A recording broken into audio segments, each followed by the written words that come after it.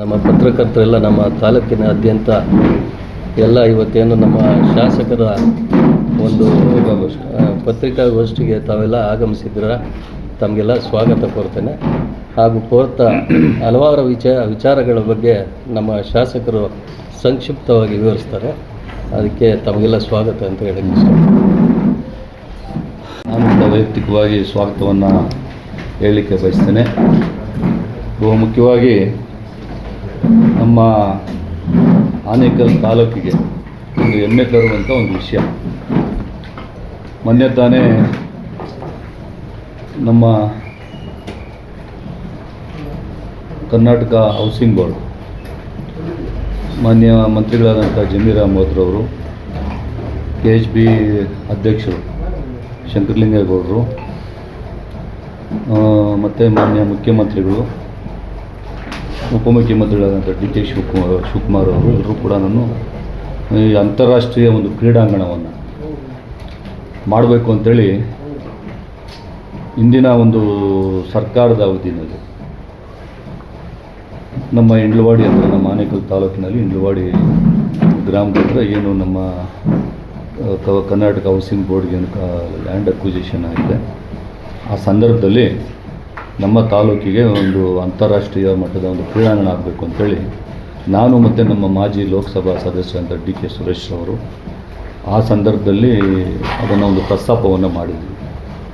ಆ ಪ್ರಸ್ತಾಪ ಮಾಡಿದಂಥ ಸಂದರ್ಭದಲ್ಲಿ ಅಧಿಕಾರಿಗಳು ಕೂಡ ಆಯಿತು ಅಂತೇಳಿ ಅದನ್ನು ಒಪ್ಕೊಂಡಿದ್ರು. ಅದು ಒಂದು ಪ್ರೋಸೆಸ್ ಇದೆ. ಆ ಪ್ರೋಸೆಸ್ ಪ್ರಕಾರ ಏನು ಮಾಡಿದ್ರು, ಮತ್ತು ಅದು ಮುಖ್ಯಮಂತ್ರಿಗಳ ಹತ್ರ ಅನುಮೋದನೆ ಆಗಬೇಕಾಯಿತು. ಅನುಮೋದನೆ ಆಗಬಾರಂಥ ಸಂದರ್ಭದಲ್ಲಿ ನಾವು ಕೂಡ ಹೋಗಿ ಮುಖ್ಯಮಂತ್ರಿಗಳಿಗೆ ಒಂದು ಪ್ರೆಷರ್ ಮಾಡಿದ್ವಿ. ಸರ್, ಅದು ಅರ್ಜೆಂಟಾಗಿ ಒಂದು ಸಭೆ ಕರೀರಿ ಅಂತ ಹೇಳಿದ್ವಿ. ಮೊನ್ನೆ ಮಾಜಿ ಲೋಕಸಭಾ ಸದಸ್ಯ DK ಸುರೇಶ್ ಅವರು ಕೂಡ ಹೇಳಿದ್ವಿ. ಆ ಸಂದರ್ಭದಲ್ಲಿ ಮಾನ್ಯ ಮುಖ್ಯಮಂತ್ರಿಗಳು ಒಂದು ತಿಂಗಳು ಕೂಡ ಆಗಿಲ್ಲ, ಸಭೆ ಆಯಿತು. ನಮ್ಮ ಭಾಗದಲ್ಲಿ ಅಂತಾರಾಷ್ಟ್ರೀಯ ಮಟ್ಟದ ಕ್ರೀಡಾಂಗಣ ಅಂದರೆ ಕ್ರಿಕೆಟ್ ಒಂದೇ ಅಲ್ಲ, ಅದು ಎಲ್ಲ ಈವೆಂಟ್ಸನ್ನು ಕೂಡ ಇವತ್ತು ಇದಿರ್ಬೋದು, ಯಾವುದು ಫುಟ್ಬಾಲ್ ಇರ್ಬೋದು, ಹಾಕಿ ಇರ್ಬೋದು, ವಾಲಿಬಾಲ್ ಇರ್ಬೋದು, ಈ ಪ್ರತಿಯೊಂದು ಕೂಡ ಅಲ್ಲಿ ವ್ಯವಸ್ಥಿತವಾಗಿ ಎಲ್ಲ ರೀತಿಯಲ್ಲೂ ಕೂಡ ಎಲ್ಲ ವ್ಯವಸ್ಥಿತವಾದಂಥ ಒಂದು ಅಂತಾರಾಷ್ಟ್ರೀಯ ಮಟ್ಟದಲ್ಲಿ ಇರ್ತಕ್ಕಂಥ ಒಂದು ಕ್ರೀಡಾಂಗಣವನ್ನು ನಿರ್ಮಾಣ ಮಾಡೋದಕ್ಕೆ ಮಾನ್ಯ ಮುಖ್ಯಮಂತ್ರಿಗಳು ಅವತ್ತು ಅನುಮೋದನೆಯನ್ನು ಕೊಟ್ಟರು. ನಾನು ಅನುಮೋದನೆ ಕೊಟ್ಟ ಮೇಲೆ ಸ್ವಲ್ಪ ನಮ್ಮಗಳಿಗೆ ಬೇರೆ ಬೇರೆ ಕೆಲಸ ಇದ್ದರಿಂದ ನಾನು ಅವರಿಗೆ ಅಭಿನಂದನೆ ಸಲ್ಲಿಸಲಿಕ್ಕೆ ಆಗಲಿಲ್ಲ. ಆದ್ದರಿಂದ ಇವತ್ತು ನಾನು ನಮ್ಮ ತಾಲೂಕಿನ ಜನತೆಯ ಪರವಾಗಿ, ಯಾಕಂದರೆ ಅಂತಾರಾಷ್ಟ್ರೀಯ ಮಟ್ಟದಲ್ಲಿ ಹೆಸರನ್ನು ಮಾಡುವಂಥ ಒಂದು ಕ್ರೀಡಾಂಗಣ, ನಮ್ಮ ದೇಶದಲ್ಲಿ 2ನೇ ಅತಿ ದೊಡ್ಡ ಕ್ರೀಡಾಂಗಣ, ನಮ್ಮ ದೇಶಕ್ಕೆ ಅತಿ ದೊಡ್ಡ ಅಂತಾರಾಷ್ಟ್ರೀಯ ಮಟ್ಟದ ಕ್ರೀಡಾಂಗಣವನ್ನು 1650 ಕೋಟಿ ರೂಪಾಯಿ ವೆಚ್ಚದಲ್ಲಿ, ಇವತ್ತು ಹೆಚ್ಚು ಕಡಿಮೆ 1650, ಹೆಚ್ಚು ಕಡಿಮೆ 2000 ಕೋಟಿವರೆಗೂ ಹೋಗ್ಬೋದು. ಯಾಕಂದರೆ ಎಲ್ಲ ಸೌಲಭ್ಯಗಳನ್ನು ಒಳಗೊಂಡಿರ್ತಕ್ಕಂಥ ಒಂದು ಕ್ರೀಡಾಂಗಣವನ್ನು ಮಾನ್ಯ ಮುಖ್ಯಮಂತ್ರಿಗಳು, ನಮ್ಮ ಕಾಂಗ್ರೆಸ್ ಪಕ್ಷದ ಸರ್ಕಾರ ಅದಕ್ಕೆ ಅನುಮೋದನೆಯನ್ನು ಕೊಟ್ಟಿದ್ದಾರೆ. ಅದು ಈಗಾಗಲೇ DPR ಎಲ್ಲನೂ ಕೂಡ ನಡೀತಾ ಇದೆ. ಅದು ಕೆಲವೇ ದಿನಗಳಲ್ಲಿ ಟೆಂಡರ್ ಪ್ರೋಸೆಸ್ ಆಗಿ ಅದು ಟೆಂಡರ್ ಆಗಿ ಕೆಲಸನೂ ಕೂಡ ಪ್ರಾರಂಭ ಆಗ್ತದೆ. ಅದಕ್ಕೋಸ್ಕರ ನಮ್ಮ ತಾಲೂಕಿನ ಜನತೆಯ ಪರವಾಗಿ ಮಾನ್ಯ ಮುಖ್ಯಮಂತ್ರಿಗಳಾದಂಥ ಸನ್ಮಾನ್ಯ ಸಿದ್ದರಾಮಯ್ಯನವರಿಗೆ, ಇದಕ್ಕೆ ಸಂಪೂರ್ಣವಾಗಿ ಸಹಕಾರ ನೀಡಿದಂಥ ಮಾನ್ಯ ಉಪಮುಖ್ಯಮಂತ್ರಿಗಳಾದಂಥ DK ಶಿವಕುಮಾರ್ ಅವರಿಗೆ, ಮತ್ತು ನಾವು ಏನು ಮನವಿಯನ್ನು ಮಾಡಿದಂಥ ಸಂದರ್ಭದಲ್ಲಿ ಇದಕ್ಕೆ ಒತ್ತನ್ನು ಕೊಟ್ಟಂಥ ನಮ್ಮ ಜಮೀರ್ ಅಹಮದ್ ರವರು, ವಸತಿ ಸಚಿವರು ಅವರಿಗೆ, ಮತ್ತು KHB ಅಧ್ಯಕ್ಷರಾದಂಥ ಶಂಕರಲಿಂಗೇಗೌಡರು, ಇವರಿಗೆ ನಾನು ನಮ್ಮ ತಾಲೂಕಿನ ಜನತೆಯ ಪರವಾಗಿ ವಿಶೇಷವಾಗಿ ಅಭಿನಂದನೆಗಳನ್ನು ಸಲ್ಲಿಸ್ತೇನೆ. ಯಾಕಂದರೆ ಇದು ಶಾಶ್ವತವಾಗಿ ಉಳಿಯುವಂಥ ಒಂದು ಕಾರ್ಯಕ್ರಮ. ಇವು ನಮ್ಮ ತಾಲೂಕಿನಲ್ಲಿ ಬರ್ತಾ ಇದೆ ಅಂದರೆ ನಾವೆಲ್ಲರೂ ಕೂಡ ತುಂಬ ಹೆಮ್ಮೆ ಪಡುವಂಥದ್ದು. ಇವತ್ತು ಎಲ್ಲ ರೀತಿಯಲ್ಲೂ ಇಂಥ ಒಂದು ಕ್ರೀಡಾಂಗಣ ಆಗ್ತಾ ಇರೋದಕ್ಕೆ ಮುಖ್ಯಮಂತ್ರಿಗಳು ಹಿಂದೂ ಮುಂದೆ ನೋಡದೆ ನಾವು ಹೇಳಿದಂಥ ಒಂದು ಮಾತಿಗೆ ಬೆಲೆ ಕೊಟ್ಟು ಇವತ್ತು ಅನುಮೋದನೆಯನ್ನು ಕೊಟ್ಟಿದ್ದಾರೆ. ನಮ್ಮ ತಾಲೂಕಿನ ಸಮಸ್ತ ಜನತೆಯ ಪರವಾಗಿ ಮಾನ್ಯ ಮುಖ್ಯಮಂತ್ರಿಗಳಾದಂಥ DK ಶಿವಕುಮಾರ್ ಅವರಿಗೆ, ಮುಖ್ಯಮಂತ್ರಿಗಳಾದಂಥ ಸಿದ್ದರಾಮಯ್ಯನವರಿಗೆ, ಉಪಮುಖ್ಯಮಂತ್ರಿಗಳಾದಂಥ DK ಶಿವಕುಮಾರ್ ಅವರಿಗೆ, ವಸತಿ ಸಚಿವರಾದಂಥ ಜಮೀರ್ ಅಹಮದ್ ಅವರಿಗೆ, ಅಧ್ಯಕ್ಷರಾದಂಥ ಶಂಕರಲಿಂಗೇಗೌಡರಿಗೆ ಸಹಕಾರ ಕೊಟ್ಟು, ಯಾಕಂದರೆ ಮೊದಲನೇದಾಗಿ ನಾವು ಮತ್ತು ಮಾನ್ಯ DK ಸುರೇಶ್ ಅದನ್ನು ಪ್ರಸ್ತಾಪ ಮಾಡಿದ್ವಿ. ಆ ಸಂದರ್ಭದಲ್ಲಿ ಅದು ಅಕ್ವಿಜಿಷನ್ ಆಗುವಂಥ ಸಂದರ್ಭದಲ್ಲಿ ಅದಕ್ಕೆ ಮಾನ್ಯ ಡಿ ಕೆ ಸುರೇಶ್ ಅವರು ಕೂಡ ನಾನು ಈ ಸಂದರ್ಭದಲ್ಲಿ ಅಭಿನಂದನೆಗಳನ್ನು ಸಲ್ಲಿಸ್ತೇನೆ. ಅದೇ ರೀತಿಯಾಗಿ ನಾನು ಕೂಡ ಮೊನ್ನೆ ಪ್ರಸ್ತಾಪ ಮಾಡಿದೆ ಸೆಷನ್ನಲ್ಲಿ, ಮೆಟ್ರೋ ಅತ್ತಿಬೆಲೆವರೆಗೂ ಕೂಡ ವಿಸ್ತರಣೆ ಆಗಬೇಕು ಅಂತೇಳಿ. ಅದು ನಾನು ಇವತ್ತೇ ಮಾಡಿರ್ತಕ್ಕಂಥದ್ದಲ್ಲ, ಸುಮಾರು ಬೊಮ್ಮಸಂದ್ರದವರೆಗೂ ಆದಾಗ ಅದಾದ ಮೇಲೆ ಅತ್ತಿಬೆಲೆವರೆಗೂ ಆಗಲೇಬೇಕು ಅಂತೇಳಿ ನಾನು ಮೊದಲಿಂದನೂ ಕೂಡ ಪ್ರಸ್ತಾಪ ಮಾಡ್ಕೊಂಡು ಬರ್ತಾಯಿದ್ದೀನಿ. ಅದಕ್ಕೆ ಬೇಕಾಗಿರ್ತಕ್ಕಂಥ ಯಾವ ರೀತಿಯಾಗಿ ಮಾಡಬೇಕು ಅನ್ನುವಂಥದ್ದನ್ನೆಲ್ಲನೂ ಕೂಡ ಮಾನ್ಯ ಮುಖ್ಯಮಂತ್ರಿಗಳು ಉಪಮುಖ್ಯಮಂತ್ರಿಗಳಿಗೆ ಬರ್ತದೆ. ಅದನ್ನು ಪ್ರಸ್ತಾಪವನ್ನು ಈ ಥರ ಆಗಬೇಕು ಅಂತೇಳಿ ಪ್ರಸ್ತಾವನೆಯನ್ನು ಮಾನ್ಯ ಸೆಂಟ್ರಲ್ ಗೌರ್ಮೆಂಟ್ಗೆ ಕಳಿಸಿದ್ದಾರೆ. ಅದು ಕೂಡ ಪ್ರಕಾರ ಪಾಸಿಟಿವ್ ಆಗಿ ಆಗ್ತದೆ. ಅತ್ತಿಬೆಲೆವರೆಗೂ ಕೂಡ ಪಾಸಿಟಿವ್ ಆಗಿ ಆಗ್ತದೆ. ಅದಕ್ಕೂ ಕೂಡ ಕೆಲವೇ ದಿನಗಳಲ್ಲಿ ಅನುಮೋದನೆ ಕೂಡ ಸಿಗ್ಬೋದು ಅನ್ನುವಂಥ ಒಂದು ಆಶಾಭಾವನೆ ಇದೆ. ಅದು ಅತ್ತಿಬೆಲೆವರೆಗೂ, ಬೊಮ್ಮಸಂದ್ರದಿಂದ ಅತ್ತಿಬೆಲೆವರೆಗೂ. ಅದ್ರ ಜೊತೆಯಲ್ಲೇ ಇನ್ನೂ ಒಂದು ಪ್ರಸ್ತಾಪವನ್ನು ಕೂಡ ನಾವು ಮಾಡಿದ್ದೀವಿ. ಇವತ್ತು ಗೊಟ್ಟಿಗೆರೆವರೆಗೂ ಕೂಡ ಆ ಒಂದು ಮೆಟ್ರೋ, ಕೊಟ್ಟಿಗೆರೆವರೆಗೂ ಕೂಡ ಇವತ್ತು ಮೆಟ್ರೋ ಆಗಿದೆ. ಅದನ್ನು ಬನ್ನೇರುಘಟ್ಟ, ಜಿಗಣಿ ಮತ್ತು ಆನೇಕಲ್ಲು ಮತ್ತು ಅಂತಾರಾಷ್ಟ್ರೀಯ ಕ್ರೀಡಾಂಗಣ ಹೋಗುವಂಥ ದಾರಿನಲ್ಲಿ ಆ ಕಡೆಯಿಂದ ಅಂತಾರಾಷ್ಟ್ರೀಯ ಕ್ರೀಡಾಂಗಣ ಏನು ಬರ್ತಾ ಇದೆ ಆ ಜಾಗಕ್ಕೂ ಕೂಡ ಅಲ್ಲಿಂದ ಬಂದು ಅತ್ತಿಬೆಲೆಗೆ ಜಾಯಿನ್ ಆಗೋ ಥರ ಅದನ್ನು ಕೂಡ ಒಂದು ಪ್ಲಾನು ಮಾಡಿ ಅದನ್ನು ಕೂಡ ಪ್ರಸ್ತಾಪವನ್ನು ಮಾಡಿದ್ದೀವಿ. ಅದು ಕೂಡ ಆಗುವಂಥದ್ದಕ್ಕಿದೆ. ಯಾಕಂದರೆ ಅಂತಾರಾಷ್ಟ್ರೀಯ ಕ್ರೀಡಾಂಗಣ ಮಾಡಿದಾಗ ಮೆಟ್ರೋ ಅವಶ್ಯಕತೆ ಇದೆ. ಅದನ್ನು ಕೂಡ ಪ್ರಸ್ತಾಪವನ್ನು ಮಾಡಿದ್ದೇವೆ. ಅದ್ರ ಜೊತೆಯಲ್ಲಿ ಅದಕ್ಕೆ ನಮ್ಮ ಉತ್ತರ ಕೊಡುವಂಥ ಸಂದರ್ಭದಲ್ಲಿ ಮಾನ್ಯ ಉಪಮುಖ್ಯಮಂತ್ರಿ ಡಿ ಕೆ ಶಿವಕುಮಾರ್ ಅವರು ಪಾಸಿಟಿವ್ ಆಗಿ ನಮಗೆ ಉತ್ತರವನ್ನು ಕೊಟ್ಟಿದ್ದಾರೆ. ಅದು ಸುಮಾರು ವರ್ಷಗಳಿಂದ ನಾನು ಅವ್ರ ಪ್ರಸ್ತಾಪವನ್ನು ಮಾಡಿದ್ದೇನೆ, 2 ವರ್ಷಗಳಿಂದಲೂ ಕೂಡ. ಅದಕ್ಕೂ ಕೂಡ ಅದು ಒಂದು ಕೂಡ ಆಗ್ತಾ ಇದೆ. ಅದಕ್ಕೂ ಕೂಡ ನಾನು ಅಭಿನಂದನೆಗಳನ್ನು ಸಲ್ಲಿಸ್ತೀನಿ. ಯಾಕಂದರೆ ಒಂದು ಕೆಲಸ ಮಾಡಿದಾಗ ನಾವು ಕೃತಜ್ಞತೆ ಸಲ್ಲಿಸುವಂಥದ್ದು ನಮ್ಮ ಒಂದು ಕರ್ತವ್ಯ. ಅದಕ್ಕೋಸ್ಕರ ಅದಕ್ಕೂ ಕೂಡ ಅದೇ ರೀತಿಯಾಗಿ ನಮ್ಮ ಸರ್ಕಾರ ಬಂದ ತಕ್ಷಣ, ಮೊನ್ನೆ 2023 ಸರ್ಕಾರ ಬಂದ ತಕ್ಷಣ, ಹಿಂದೆ ಆಲ್ರೆಡಿ ನಾವು ಆನೇಕಲ್ ಪಟ್ಟಣಕ್ಕೆ, ಸೂರ್ಯನಗರಕ್ಕೆ ಫಸ್ಟು, ಸೆಕೆಂಡು, ಥರ್ಡ್ಗೆ ಆಲ್ರೆಡಿ ಕಾವೇರಿ ವಾಟ್ರನ್ನು ಅನುಮೋದನೆಯಾಗಿ ಈಗಾಗಲೇ ಕಾವೇರಿ ವಾಟ್ರ್ ಬರ್ತಾಯಿದೆ. ಸುಮಾರು 30 MLD ನೀರು ಗ್ರಾಮಗಳು, ಸುಮಾರು ಒಂದು 15 ಗ್ರಾಮಗಳಿಗೆ ಗ್ರಾಮಾಂತರ ಭಾಗದಲ್ಲಿ, ಮತ್ತು ಸೂರ್ಯ ಸಿಟಿ ಫಸ್ಟು, ಸೆಕೆಂಡು, ಥರ್ಡು, ಮತ್ತು ಆನೇಕಲ್ ಪಟ್ಟಣಕ್ಕೆ 7.5 MLD, ಸೂರ್ಯ ಸಿಟಿ ಫಸ್ಟು, ಸೆಕೆಂಡು, ಥರ್ಡ್ಗೆ 15 MLD, ಮತ್ತು ಗ್ರಾಮೀಣ ಭಾಗದಲ್ಲಿಗೆ 7.5 MLD, ಒಟ್ಟು 30 MLD ನೀರು ಹಿಂದೆ ಸರ್ಕಾರ ಇದ್ದಂಥ ಸಂದರ್ಭದಲ್ಲಿ ಅನುಮೋದನೆ ಮಾಡಿದ್ವಿ. ಈಗಾಗಲೇ ಅದು ಕಾರ್ಯಗತ ಆಗಿದೆ.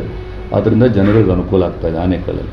ಅದು ಬಿಟ್ಟು ಇಡೀ ನಮ್ಮ ಆನೇಕಲ್ಲು ತಾಲೂಕಿಗೆ ಇವತ್ತು ಜಿಗಣಿ ಹೋಬಳಿ ಇರ್ಬೋದು, ಮತ್ತು ನಮ್ಮ ಆನೇಕಲ್ನ ತಾಲೂಕಿನ ಸರ್ಜಾಪುರ ಹೋಬಳಿ ಇರ್ಬೋದು, ಅತ್ತಿಬೆಲೆ ಹೋಬಳಿ ಇರ್ಬೋದು, ಕಸ್ಬಾ ಇರ್ಬೋದು, ಎಲ್ಲ ಫುಲ್ಲು ಎಲ್ಲ ಕಡೆಯೂ ಕೂಡ ಕಾವೇರಿ ವಾಟ್ರನ್ನು ಕೊಡಬೇಕು. ಯಾಕೆಂದರೆ ನಮ್ಮಲ್ಲಿ ಯಾವುದೇ ನದಿ ಮೂಲ ಇಲ್ಲ, ಹೊಳೆ ಮೂಲ ಇಲ್ಲ. ಆದರೆ ಜನಗಳಿಗೆ ತುಂಬ ಬೋರ್ವೆಲ್ಲನ್ನು ನಂಬ್ಕೊಂಡಿರ್ತಕ್ಕಂಥ ಜನ ಅಂಥೇಳಿ ನಾನು ಅದ್ರ ಬಗ್ಗೆಯೂ ಕೂಡ ಮನವಿಯನ್ನು ಮಾಡಿದ್ದೆ. ಮನವಿಯನ್ನು ಮಾಡಿದಂಥ ಸಂದರ್ಭದಲ್ಲಿ ಸರ್ಕಾರವೂ ಕೂಡ ಅನುಮೋದನೆಯನ್ನು ಕೊಟ್ಟಿರ್ತಕ್ಕಂಥದ್ದು. ಅನುಮೋದನೆ ಎರಡು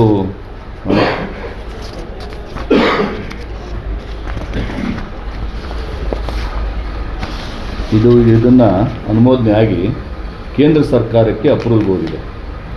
ಕೇಂದ್ರ ಸರ್ಕಾರಕ್ಕೆ ಈಗಾಗಲೇ ಅದು ಡೇಟು 26/2/2024 ಕೇಂದ್ರ ಸರ್ಕಾರಕ್ಕೆ ಅನುಮೋದನೆಗೋಸ್ಕರ ಹೋಗಿದೆ.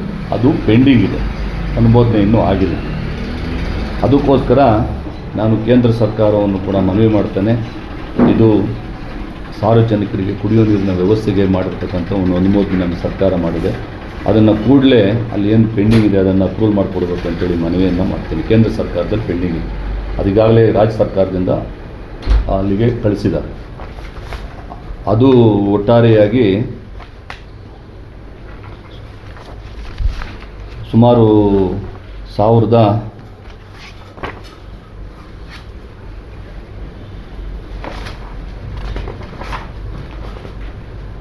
ನಮ್ಮ ಆನೇಕಲ್ಗೆ ಒಟ್ಟಾರೆಯಾಗಿ 700 ಕೋಟಿ ರೂಪಾಯಿ, 700 ಕೋಟಿ ರೂಪಾಯಿ ಅಂದಾಜು, ಇನ್ನೂ ಸ್ವಲ್ಪ ಜಾಸ್ತಿ ಆಗ್ಬೋದು. ಅದು ಈಗಾಗಲೇ ನಮ್ಮ ಸರ್ಕಾರದ ಅನುಮೋದನೆಯಾಗಿ ಕೇಂದ್ರ ಸರ್ಕಾರದಿಂದ ಅಲ್ಲಿ ಅಪ್ರೂವಲ್ ಆಗಿ ಬಂದ ತಕ್ಷಣಕ್ಕೆ ಅದು ಕೂಡ ನಮ್ಮ ಇಡೀ ತಾಲೂಕಿಗೆ ಕಾವೇರಿ ನೀರು ಕೂಡ ಶಾಶ್ವತವಾದಂಥ ಒಂದು ಯೋಜನೆಯನ್ನು ಮಾಡುವಂಥದ್ದಕ್ಕೆ ಕೇಂದ್ರ ಸರ್ಕಾರನೂ ಕೂಡ ಒಪ್ಪಿಗೆಯನ್ನು ಕೊಡಬೇಕು ಜಲ್ದಿ ಅಂತೇಳಿ ನಾನು ಒತ್ತಾಯವನ್ನು ಮಾಡ್ತಾಯಿದ್ದೀನಿ ನಮ್ಮ ತಾಲೂಕಿನ ಜನತೆಯ ಪರವಾಗಿ. ಆಮೇಲೆ ಮತ್ತೆ ನಮ್ಮ ಧ್ವಂಸಂದ್ರದಲ್ಲಿ ಈಗಾಗಲೇ ಕೆಲಸ ಪ್ರಾರಂಭ ಆಗಿದೆ. 100 ಬೆಡ್ಡೆಡ್ ಹಾಸ್ಪಿಟ್ಲು, ಸರ್ಕಾರಿ ಹಾಸ್ಪಿಟ್ಲು ಧ್ವಂಸಂದ್ರದಲ್ಲಿ ಈಗಾಗಲೇ ಗುದ್ಲಿ ಪೂಜೆಯಾಗಿ ನಮ್ಮ ಆರೋಗ್ಯ ಸಚಿವರ ದಿನೇಶ್ ಗುಂಡೂರಾವ್ ಅವರು ಕೂಡ ಬಂದು ಅಲ್ಲಿ ಗುದ್ಲಿ ಪೂಜೆ ಕಾರ್ಯಕ್ರಮವನ್ನು ಕೂಡ ಆಗಿ ಕೆಲಸ ಪ್ರಾರಂಭ ಆಗಿದೆ. 100 ಬೆಡ್ಡೆಡ್ ಹಾಸ್ಪಿಟ್ಲು ಒಟ್ಟಾರೆಯಾಗಿ 37 ಕೋಟಿ 15 ಲಕ್ಷ ರೂಪಾಯಿ ಅದು ಕೂಡ ಕೆಲಸ ಪ್ರಾರಂಭ ಆಗಿದೆ. ಮತ್ತು ESI ಹಾಸ್ಪಿಟ್ಲು ಇಂದಿನ ನಮ್ಮ ಕಾಂಗ್ರೆಸ್ ಸರ್ಕಾರ, ಮನಮೋಹನ್ ಸಿಂಗ್ ಅವ್ರ ಸರ್ಕಾರ ಇದ್ದಂಥ ಸಂದರ್ಭದಲ್ಲಿ ನಾವು ಆ ಸಂದರ್ಭದಲ್ಲೇ ನಾನು MLA ಆಗಿರಲಿಲ್ಲ, ಏನಿಲ್ಲ, ನಮಗೆ ಒಂದು ESI ಹಾಸ್ಪಿಟ್ಲ್ ಬೇಕು ಅಂತೇಳಿ ಮನವಿಯನ್ನು ಮಾಡಿದ್ವಿ. ಯಾರಿಗೆ? ಮಲ್ಲಿಕಾರ್ಜುನ ಖರ್ಗೆ ಸಾಹೇಬರಿಗೆ ಮನವಿ ಮಾಡಿದಂಥ ಸಂದರ್ಭದಲ್ಲಿ ಸುಮಾರು 265 ಕೋಟಿ ರೂಪಾಯಿ ವೆಚ್ಚದಲ್ಲಿ ESI ಹಾಸ್ಪಿಟ್ಲ್ ಈಗಾಗಲೇ ಇಗ್ಲೂರು ಹತ್ರ ಈಗಾಗಲೇ ನಾವು ಕೂಡ ಅಲ್ಲಿ ಗುದ್ಲಿ ಪೂಜೆ ಪ್ರಧಾನಮಂತ್ರಿಗಳು ಕೂಡ ಅದಕ್ಕೆ ಶಂಕುಸ್ಥಾಪನೆಯನ್ನು ಮಾಡಿದಂಥ ಸಂದರ್ಭದಲ್ಲಿ ಇವತ್ತು ಅಲ್ಲಿ ಗುದ್ಲಿ ಪೂಜೆ ಕಾರ್ಯಕ್ರಮದಲ್ಲಿ ನಾವು ಕೂಡ ಭಾಗಿದ್ವಿ. ಅದು ಕೂಡ ಇವತ್ತು ಕೆಲಸ ಪ್ರಾರಂಭ ಆಗಿದೆ, ನಡೀತಾ ಇದೆ. 265 ಕೋಟಿ ರೂಪಾಯಿ ವೆಚ್ಚದಲ್ಲಿ. ಈಗ ನಮ್ಮ ಆನೇಕಲ್ಗೆ ಇವತ್ತು ಆನೇಕಲ್ಲಲ್ಲಿ ಇಂದಿನ ಅವಧಿನಲ್ಲಿ ಇಂದಿರಾ ಕ್ಯಾಂಟೀನ್ ಮಾಡಿದ್ವಿ. ಅದಾದಮೇಲೆ ಇವತ್ತು ಮೊನ್ನೆ ಚಂದಾಪುರ, ಬೊಮ್ಮಸಂದ್ರ ಮತ್ತು ಅತ್ತಿಬೆಲೆ ಪುರಸಭೆ ಮತ್ತು ಹೆಬ್ಬಗೋಡಿ ನಗರಸಭೆ ಇದೆಲ್ಲ ಕಡೆಯೂ ಕೂಡ ಇಂದಿರಾ ಕ್ಯಾಂಟೀನು ಕೂಡ ಇವತ್ತು ಬಡವರಿಗೋಸ್ಕರ ಅನ್ನ ಕೊಡುವಂಥ ಒಂದು ಕಾರ್ಯಕ್ರಮ ಮಾನ್ಯ ಮುಖ್ಯಮಂತ್ರಿಗಳ ಕನಸಿನ ಕೂಸು. ಅದು ಕೂಡ ಇವತ್ತು 4 ಭಾಗದಲ್ಲೂ ಕೂಡ ಇವತ್ತು ಕಾರ್ಯ ಆರಂಭ ಆಗಿದೆ. ಅದು ಕೂಡ ವ್ಯವಸ್ಥೆ ಚೆನ್ನಾಗಿ ನಡೀತಾ ಇದೆ. ಮತ್ತು ನಮ್ಮ KDSL ರಸ್ತೆ ಗೊತ್ತಿರಬೇಕು ತಮಗೆ, ಇಂಟರ್ನ್ಯಾಷನಲ್ ನಮ್ಮ ಏರ್ಪೋರ್ಟ್ಗೆ ಹೋಗುವಂಥ ರಸ್ತೆ, ಅದು ನಮ್ಮ ಆರೋಹಳ್ಳಿಯಿಂದ ಕನಕಪುರ ತಾಲೂಕು ಆರೋಹಳ್ಳಿಯಿಂದ ಜಿಗಣಿಯಿಂದ ಆನೇಕಲ್ಲಿಂದ ಅತ್ತಿಬೆಲೆಯಿಂದ ಸರ್ಜಾಪುರ, ಧ್ವಂಸಂದ್ರ ವಯ ಏರ್ಪೋರ್ಟ್ಗೆ ಹೋಗುವಂಥ ಹೊರ್ತೂರ ಮೇಲೆ ಏರ್ಪೋರ್ಟ್ಗೆ ಹೋಗುವಂಥ ರಸ್ತೆ. ಅದು ಕೂಡ ನಾವು ಇಂದಿನ ಅವಧಿನಲ್ಲಿ ಇವತ್ತೇನು ಹೆಚ್ಚು ಕಡಿಮೆ 80% ಕೆಲಸ ಆಗೋಗಿದೆ. ಇವತ್ತು ಆಗಬೇಕಾಗಿರೋದು ಆನೇಕಲ್ಲು ಕೆರೆ ಕಟ್ಟೆ ಮೇಲೆ, ಆನೇಕಲ್ ಗ್ರಾಮದಲ್ಲಿ ಊರೊಳಗಡೆ, ಅದಾದಮೇಲೆ ಅಲ್ಲಿಂದ ಇದಕ್ಕೆ ಅಲ್ಲಿ ರೈಲ್ವೆ ಟ್ರ್ಯಾಕ್ ಬರ್ತಾ ಇರೋದ್ರಿಂದ ಅಲ್ಲಿ ಒಂದು ಫ್ಲೈಓವರ್ ಆಗಿ ಅತ್ತಿಬೆಲೆ ರೋಡ್ಗೆ ಜಾಯ್ನ್ ಆಗಬೇಕು. ಹೆಚ್ಚು ಕಡಿಮೆ ಬೆಸ್ಮಾನಹಳ್ಳಿವರೆಗೂ ಕೂಡ ಆ ರಸ್ತೆ ಹೆಚ್ಚು ಕಡಿಮೆ ಆಗಿದೆ. ಇನ್ನೂ ಸ್ವಲ್ಪ ಪೆಂಡಿಂಗ್ ಇದೆ. ಅದು ಸ್ವಲ್ಪ ಈ ಅಕ್ವಿಜಿಷನ್ ಸ್ವಲ್ಪ ಪ್ರಾಬ್ಲಮ್ ಇರೋದ್ರಿಂದ ಅದು ಪೆಂಡಿಂಗ್ ಇದೆ. ಅದು ಕೂಡ ಕಂಟಿನ್ಯೂಷನ್ ಆಗ್ತದೆ. ಅದು ಸುಮಾರು 625 ಕೋಟಿ ರೂಪಾಯಿ ಎಲ್ಲ ರಸ್ತೆಗಳು ಸೇರಿ. ನಮಗೂ ಕೂಡ ಹೆಚ್ಚು ಕಡಿಮೆ 165 ಕೋಟಿ ರೂಪಾಯಿ ಅನುದಾನವನ್ನು ಒದಗಿಸಿ ಡಬಲ್ ರೋಡು ಇವತ್ತು ವ್ಯವಸ್ಥಿತವಾಗಿ ಆಗಿದೆ. ಇನ್ನೂ ಸ್ವಲ್ಪ ಪೆಂಡಿಂಗ್ ಇದೆ, ಅದನ್ನು ಕೂಡ ಒತ್ತಡ ಮಾಡ್ತಾಯಿದ್ದೀವಿ, ಸ್ವಲ್ಪ ಜಲ್ದಿ ಮಾಡಿ ಅಂತೇಳಿ. ಅದು ಕೂಡ ಮುಗೀತದೆ. ಮತ್ತು ನಮ್ಮ ಆನೇಕಲ್ಲಲ್ಲಿ ಒಂದು ಮಿನಿ ವಿಧಾನಸೌಧ ಇಲ್ಲ ಅಂಥೇಳಿ ಮೊನ್ನೆ ರೆವಿನ್ಯೂ ಮಿನಿಸ್ಟ್ರನ್ನ ಕೇಳಿದ್ವಿ. ರೆವಿನ್ಯೂ ಮಿನಿಸ್ಟ್ರು ಒಟ್ಟು 32 ಇಲಾಖೆಗಳಿದ್ದಾವೆ, ಆದರೆ ನಮಗೆ ಕಟ್ಟಡದ ಕೊರತೆ ಇದೆ. ಅದಕ್ಕೋಸ್ಕರ ನಮ್ಮ ಆನೇಕಲ್ಲಿಗೆ ಒಂದು ಮಿನಿ ವಿಧಾನಸೌಧ ಬೇಕು ಅಂತೇಳಿ ಕೇಳಿದ್ವಿ.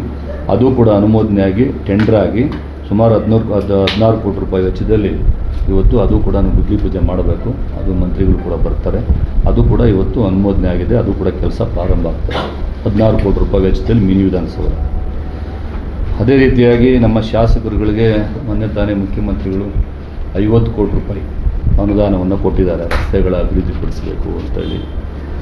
ಅದ್ರ ಜೊತೆಯಲ್ಲಿ ನಮಗೆ ಗ್ರಾಮೀಣ ರಸ್ತೆ ಅಭಿವೃದ್ಧಿ ಅಂದರೆ ಮಳೆ ಪರಿಹಾರ ನಿಧಿಯಿಂದ 10 ಕೋಟಿ ಕೊಟ್ಟಿದ್ದಾರೆ. ಮತ್ತು ಶಾಸಕರುಗಳಿಗೆ ವಿಶೇಷವಾದಂಥ ಅನುದಾನವನ್ನು ರಸ್ತೆಗಳ ಅಭಿವೃದ್ಧಿಪಡಿಸಬೇಕು ಅಂತೇಳಿ 50 ಕೋಟಿ, ಮತ್ತು ಮಳೆ ಪರಿಹಾರದಿಂದ 10 ಕೋಟಿ 60. ಮತ್ತು ನಾವು ವಿಶೇಷವಾದಂಥ ಅನುದಾನವನ್ನು ಇಂದಿನ ಒಂದು ದಿನಗಳಲ್ಲಿ 3 ತಿಂಗಳು 4 ತಿಂಗಳು ಹಿಂದುಗಡೆ ಇನ್ನೊಂದು 20 ಕೋಟಿ ಅನುದಾನವನ್ನು ತಂದಿದ್ದೀವಿ. ಕೆಲವೊಂದು ತುಂಬ ರಸ್ತೆಗಳೇನು ಹಾಳಾಗಿದ್ದಾವೆ, ಆ ರಸ್ತೆಗಳನ್ನು ಡಾಂಬರೀಕರಣ ಮಾಡಬೇಕು ಮತ್ತು ರಸ್ತೆಗಳ ಅಭಿವೃದ್ಧಿಪಡಿಸಬೇಕು ಅಂತೇಳಿ ಈಗಾಗಲೇ ನಾವು ಈಗಾಗಲೇ ಯಾವ ರಸ್ತೆಗಳು ಅಂತೇಳಿ ಒಂದು ಪಟ್ಟಿಯನ್ನು ಮಾಡಿ, ತುಂಬ ಹಾಳಾಗಿರ್ತಕ್ಕಂಥ ರಸ್ತೆಗಳು. ಒಂದು ಉದಾಹರಣೆಗೆ ಹೇಳಬೇಕು ಅಂದರೆ ಸಿಂಗೇನಗರ ರಸ್ತೆ, ಆಮೇಲೆ ನಮ್ಮ ಚಿಂಚಲಮಡವಾಡ ರಸ್ತೆ ಇರ್ಬೋದು, ಈ ಥರ ಯಾವುದು ತುಂಬ ಹಾಳಾಗಿದ್ದಾವೆ ಆ ರಸ್ತೆಗಳು ಇವತ್ತು ನಾವು ಅದನ್ನು ಅಭಿವೃದ್ಧಿಪಡಿಸಬೇಕು, ಡಾಂಬರೀಕರಣ ಮಾಡಬೇಕು ಅಂತೇಳಿ ಸರ್ಕಾರಕ್ಕೆ ಇವತ್ತು ಟೆಂಡರ್ ಪ್ರೋಸೆಸ್ಸಲ್ಲಿದೆ. ಅದ್ರ ಜೊತೆಯಲ್ಲಿ ಸುಮಾರು 31 ವಿಧಾನಸಭಾ ಕ್ಷೇತ್ರಕ್ಕೆ ನಮ್ಮ ಗ್ರಾಮೀಣಾಭಿವೃದ್ಧಿ ಸಚಿವರ ಒಂದು ಇಲಾಖೆಯಿಂದ ಸುಮಾರು 30 ಕಿಲೋಮೀಟ್ರು ಏನು ಪ್ರಗತಿ ಪಥ ಅಂತೇಳಿ ಅದರ ಒಂದು ಯೋಜನೆ ಅಡಿನಲ್ಲಿ 30 ಕಿಲೋಮೀಟರ್ ರಸ್ತೆಗಳನ್ನು ಅಭಿವೃದ್ಧಿಪಡಿಸಲಿಕ್ಕೆ ಈಗಾಗಲೇ ಪಟ್ಟಿಯನ್ನು ಕೊಟ್ಟಿದ್ದೀವಿ.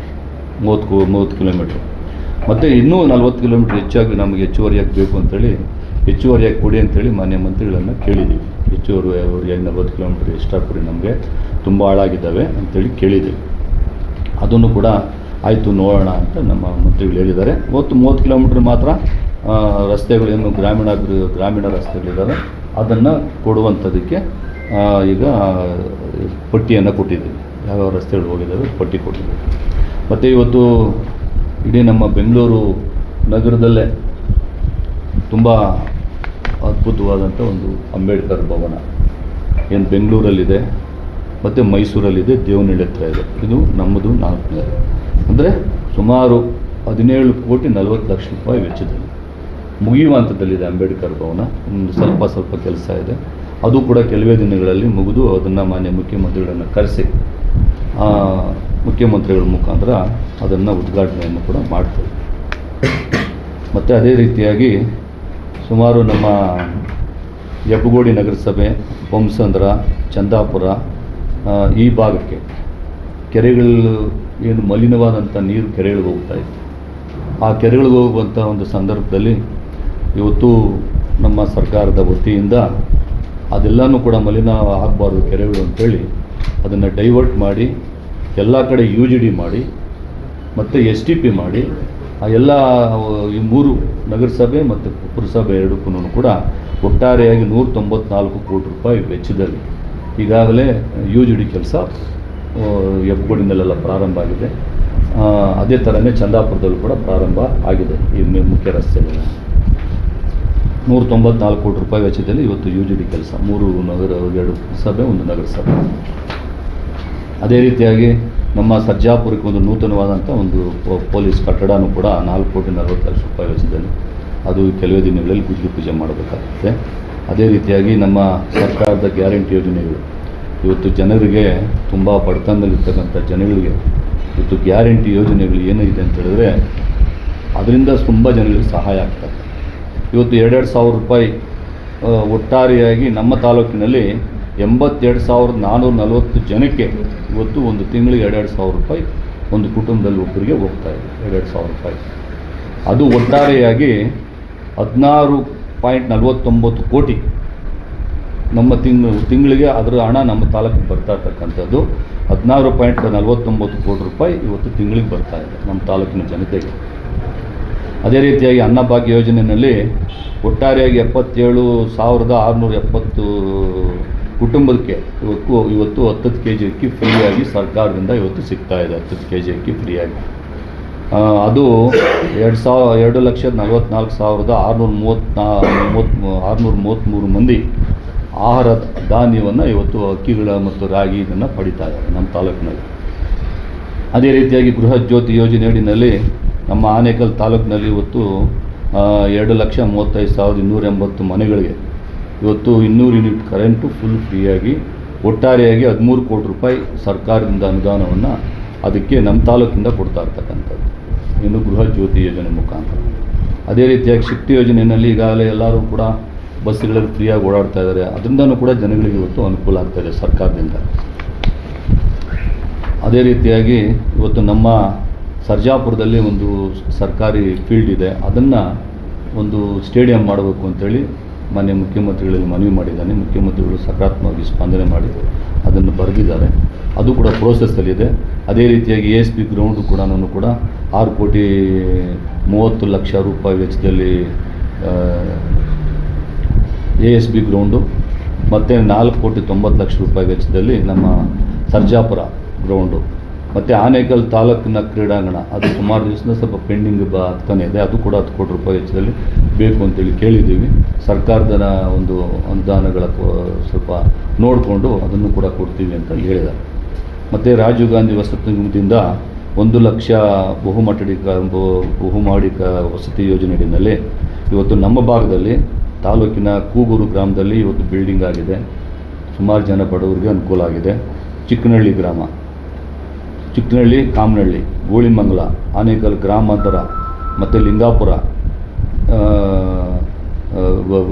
BHK ಅಂದರೆ ಒಂದು BHK ಮತ್ತು 2 BHK ಮನೆಗಳನ್ನು ಕೂಡ ಇವತ್ತು ಹಂಚಿಕೆ ಮಾಡ್ತಾಯಿದ್ದೀವಿ. ಸುಮಾರು ಜನ ನಮ್ಮ ತಾಲೂಕಿನ ಜನತೆಗೆ ಕೇಳಿದ್ವಿ, ಸುಮಾರು ಜನ ಹಾಕ್ಕೊಂಡ್ರು, ಸ್ವಲ್ಪ ಜನ ಹಾಕ್ಕೊಂಡ್ರು, ಇನ್ನೂ ಕೂಡ ಪೆಂಡಿಂಗ್ ಇದ್ದಾವೆ. ಯಾರಾದರೂ ಬೇಕು ಅಂತ ಹೇಳಿದ್ರೆ, ಮನೆಗಳು ಬೇಕು ಅಂದರೆ ನಮ್ಮ ಕಚೇರಿಗೆ ಬಂದರೆ ಅಪ್ಲಿಕೇಶನ್ ಕೊಡ್ತೀವಿ, ಅದನ್ನು ಕೂಡ ಉಪಯೋಗವನ್ನು ಪಡ್ಕೋಬೇಕು ಅಂತೇಳಿ ಈ ಸಂದರ್ಭದಲ್ಲಿ ಮನವಿ ಮಾಡ್ತಾರೆ. ಬಾಡಿಗೆ ಮನೆಯಲ್ಲಿ ವಾಸ ಮಾಡ್ತಕ್ಕಂಥ ಸ್ವಲ್ಪ ಪಾಪ ಅವರಿಗೆ ಅನುಕೂಲ ಆಗ್ತದೆ. ನಮ್ಮ ಆನೇಕಲ್ ವಿಧಾನಸಭಾ ಕ್ಷೇತ್ರದಲ್ಲಿ 2013, 18 ಮತ್ತು 23ರಿಂದ ನನ್ನ ಬಗ್ಗೆ ಸರ್ಕಾರ, ನಮ್ಮ ಜನತೆ ವಿಶ್ವಾಸ ಇಟ್ಟು 3 ಬಾರಿ ನನಗೆ ಸೇವೆ ಮಾಡುವಂಥ ಒಂದು ಅವಕಾಶವನ್ನು ಇವತ್ತು ನಮ್ಮ ಜನತೆ ಮಾಡಿಕೊಟ್ಟಿದ್ದಾರೆ. ಇವತ್ತು ನಮ್ಮ ತಾಲೂಕಿನಲ್ಲಿ ಕೆಲವೊಂದು ರಸ್ತೆಗಳು ಇನ್ನೂ ಕೂಡ ಡಾಂಬರೀಕರಣ ಆಗಬೇಕಾಗಿತ್ತು. ನಾವು 2013ರಲ್ಲಿ 18ರವರೆಗೂ ಏನು ಕೆಲಸ ಮಾಡಿದ್ವಿ, ಆ ಕೆಲಸಗಳೇ ಇವತ್ತು ರಸ್ತೆಗಳು ಅವೆಲ್ಲನೂ ಇರೋದು. BJP ಸರ್ಕಾರ ಬಂತು 2ನೇ ಬಾರಿಗೆ 2018-19ರಲ್ಲಿ ಸಮ್ಮಿಶ್ರ ಸರ್ಕಾರ ಇದ್ದಂಥ ಸಂದರ್ಭದಲ್ಲಿ ನಮ್ಮ ಸಮ್ಮಿಶ್ರ ಸರ್ಕಾರದಲ್ಲೂ ಕೂಡ ನಾವು ಹಣವನ್ನು ದುಡ್ಡು ಶಾಂಕ್ಷನ್ ಮಾಡಿಸಿದ್ವಿ. BJP ಸರ್ಕಾರ ಬಂದ ಮೇಲೆ ಏನಾಯಿತು, ನಾವು ಯಾವ ಕಾಂಗ್ರೆಸ್ ಶಾಸಕರಿದ್ದೀವಿ ಆ ಶಾಸಕರಿರ್ತಕ್ಕಂಥ ಕ್ಷೇತ್ರಗಳಲ್ಲಿ ಕೊಟ್ಟಂಥ ಅನುದಾನವನ್ನು ವಾಪಸ್ ತಗೊಂಡು, ಅದು ರಸ್ತೆಗಳ ಅಭಿವೃದ್ಧಿಗೇನೆ ನಾವು ಅನುದಾನವನ್ನು ಬಿಡುಗಡೆ ಮಾಡಿಸಿದ್ವಿ. ಅದನ್ನೆಲ್ಲನೂ ಕೂಡ ವಾಪಸ್ ತಗೊಂಡ್ರು. ಆ ಸಂದರ್ಭದಲ್ಲಿ ನಮಗೆ ಎಲ್ಲೂ ಕೂಡ ಮಲತಾಯಿ ಧೋರಣೆಯನ್ನು ಮಾಡಿ ಅನುದಾನ ಬಿಡುಗಡೆ ಮಾಡಿಲ್ಲ. ಅದರ ಪ್ರತಿಫಲವಾಗಿ ಇವತ್ತು ನಮ್ಮ ಕ್ಷೇತ್ರದಲ್ಲಿ ಅಲ್ಲ, ನಮ್ಮ ಕ್ಷೇತ್ರನೇ ಅಂತಲ್ಲ, ಇಡೀ ರಾಜ್ಯದಲ್ಲಿಯೂ ಕೂಡ ಇವತ್ತು ಮಳೆ ಹೆಚ್ಚಾಗಿ ಬಿದ್ದಿರ್ತಕ್ಕಂಥ ಒಂದು ಸಂದರ್ಭದಲ್ಲಿ ರಸ್ತೆಗಳು ಹಾಳಾಗಿದ್ದಾವೆ. ಅದಕ್ಕೋಸ್ಕರ ನಾನು ಹಂತವಾಗಿ ಇವತ್ತು ಈ ರಸ್ತೆಗಳನ್ನು ಅಭಿವೃದ್ಧಿಪಡಿಸುವಂಥದ್ದಕ್ಕೆ ಈಗ ಅನುದಾನವನ್ನು ಒಂದಷ್ಟು ತಂದಿದ್ದೀವಿ, ಮತ್ತು ಪ್ರಗತಿ ಪತ್ರದಲ್ಲಿ ಒಂದಷ್ಟು ತರ್ತಾ ಇದ್ದೀವಿ, ಮತ್ತು ಇನ್ನೊಂದು ಕೂಡ ವಿಶೇಷ ಅನುದಾನ ಬೇಕು ಅಂತ ಕೂಡ ಕೇಳಿದ್ದೀವಿ. ಅಂದರೆ ರಸ್ತೆಗಳು ಹಾಳಾಗಲಿಕ್ಕೆ ಇಂದಿನ ಸರ್ಕಾರದಲ್ಲಿ ನಮ್ಗೆ ಅನುದಾನ ಕೊಟ್ಟಿಲ್ಲ. ಆದ್ದರಿಂದ ಇವತ್ತು ನಮ್ಮ ತಾಲೂಕಿನಲ್ಲಿ ಇವತ್ತು ರಸ್ತೆಗಳು ಸ್ವಲ್ಪ ಹಾಳಾಗಿದ್ದಾವೆ. ಆದರೂ ಯಾವುದೇ ರಸ್ತೆಗಳನ್ನು ಕೂಡ ಬಿಡಲ್ಲ, ಎಲ್ಲ ರಸ್ತೆಗಳನ್ನು ಕೂಡ ಅಭಿವೃದ್ಧಿಪಡಿಸೋದಕ್ಕೆ ಸರ್ಕಾರದಲ್ಲಿ ಅನುದಾನವನ್ನು ತರ್ತೇವೆ. ಇದು ಮತ್ತು ಇನ್ನೊಂದೇನಂತ ಹೇಳಿದ್ರೆ, ನಿನ್ನೆ ತಾನೇ ನಮ್ಮ BJPಯ ಸ್ನೇಹಿತರು ಅಲ್ಲಿ ಪ್ರೊಟೆಸ್ಟ್ ಮಾಡಿದ್ದಾರೆ. ಪ್ರೊಟೆಸ್ಟ್ ಯಾವುದು, ಚಂದಾಪುರ ಆನೇಕಲ್ ರಸ್ತೆ. ಈಗಾಗಲೇ ನಾವು ಅದಕ್ಕೆ ಬುದ್ಲಿ ಪೂಜೆ ಮಾಡಿ 20 ಕೋಟಿ ಅನುದಾನವನ್ನು ಅದಕ್ಕೆ ಒದಗಿಸಿದ್ದೀವಿ. ಚಂದಾಪುರದಿಂದ ಆನೇಕಲ್ವರೆಗೂ ಕೂಡ ಸುಸಜ್ಜಿತವಾದಂಥ ರಸ್ತೆ ಆಗಬೇಕು, ಡಾಂಬರೀಕರಣ ಆಗಬೇಕು ಅಂತೇಳಿ ಅದು ಕೆಲಸನೂ ಕೂಡ ಪ್ರಾರಂಭ ಆಗಿದೆ.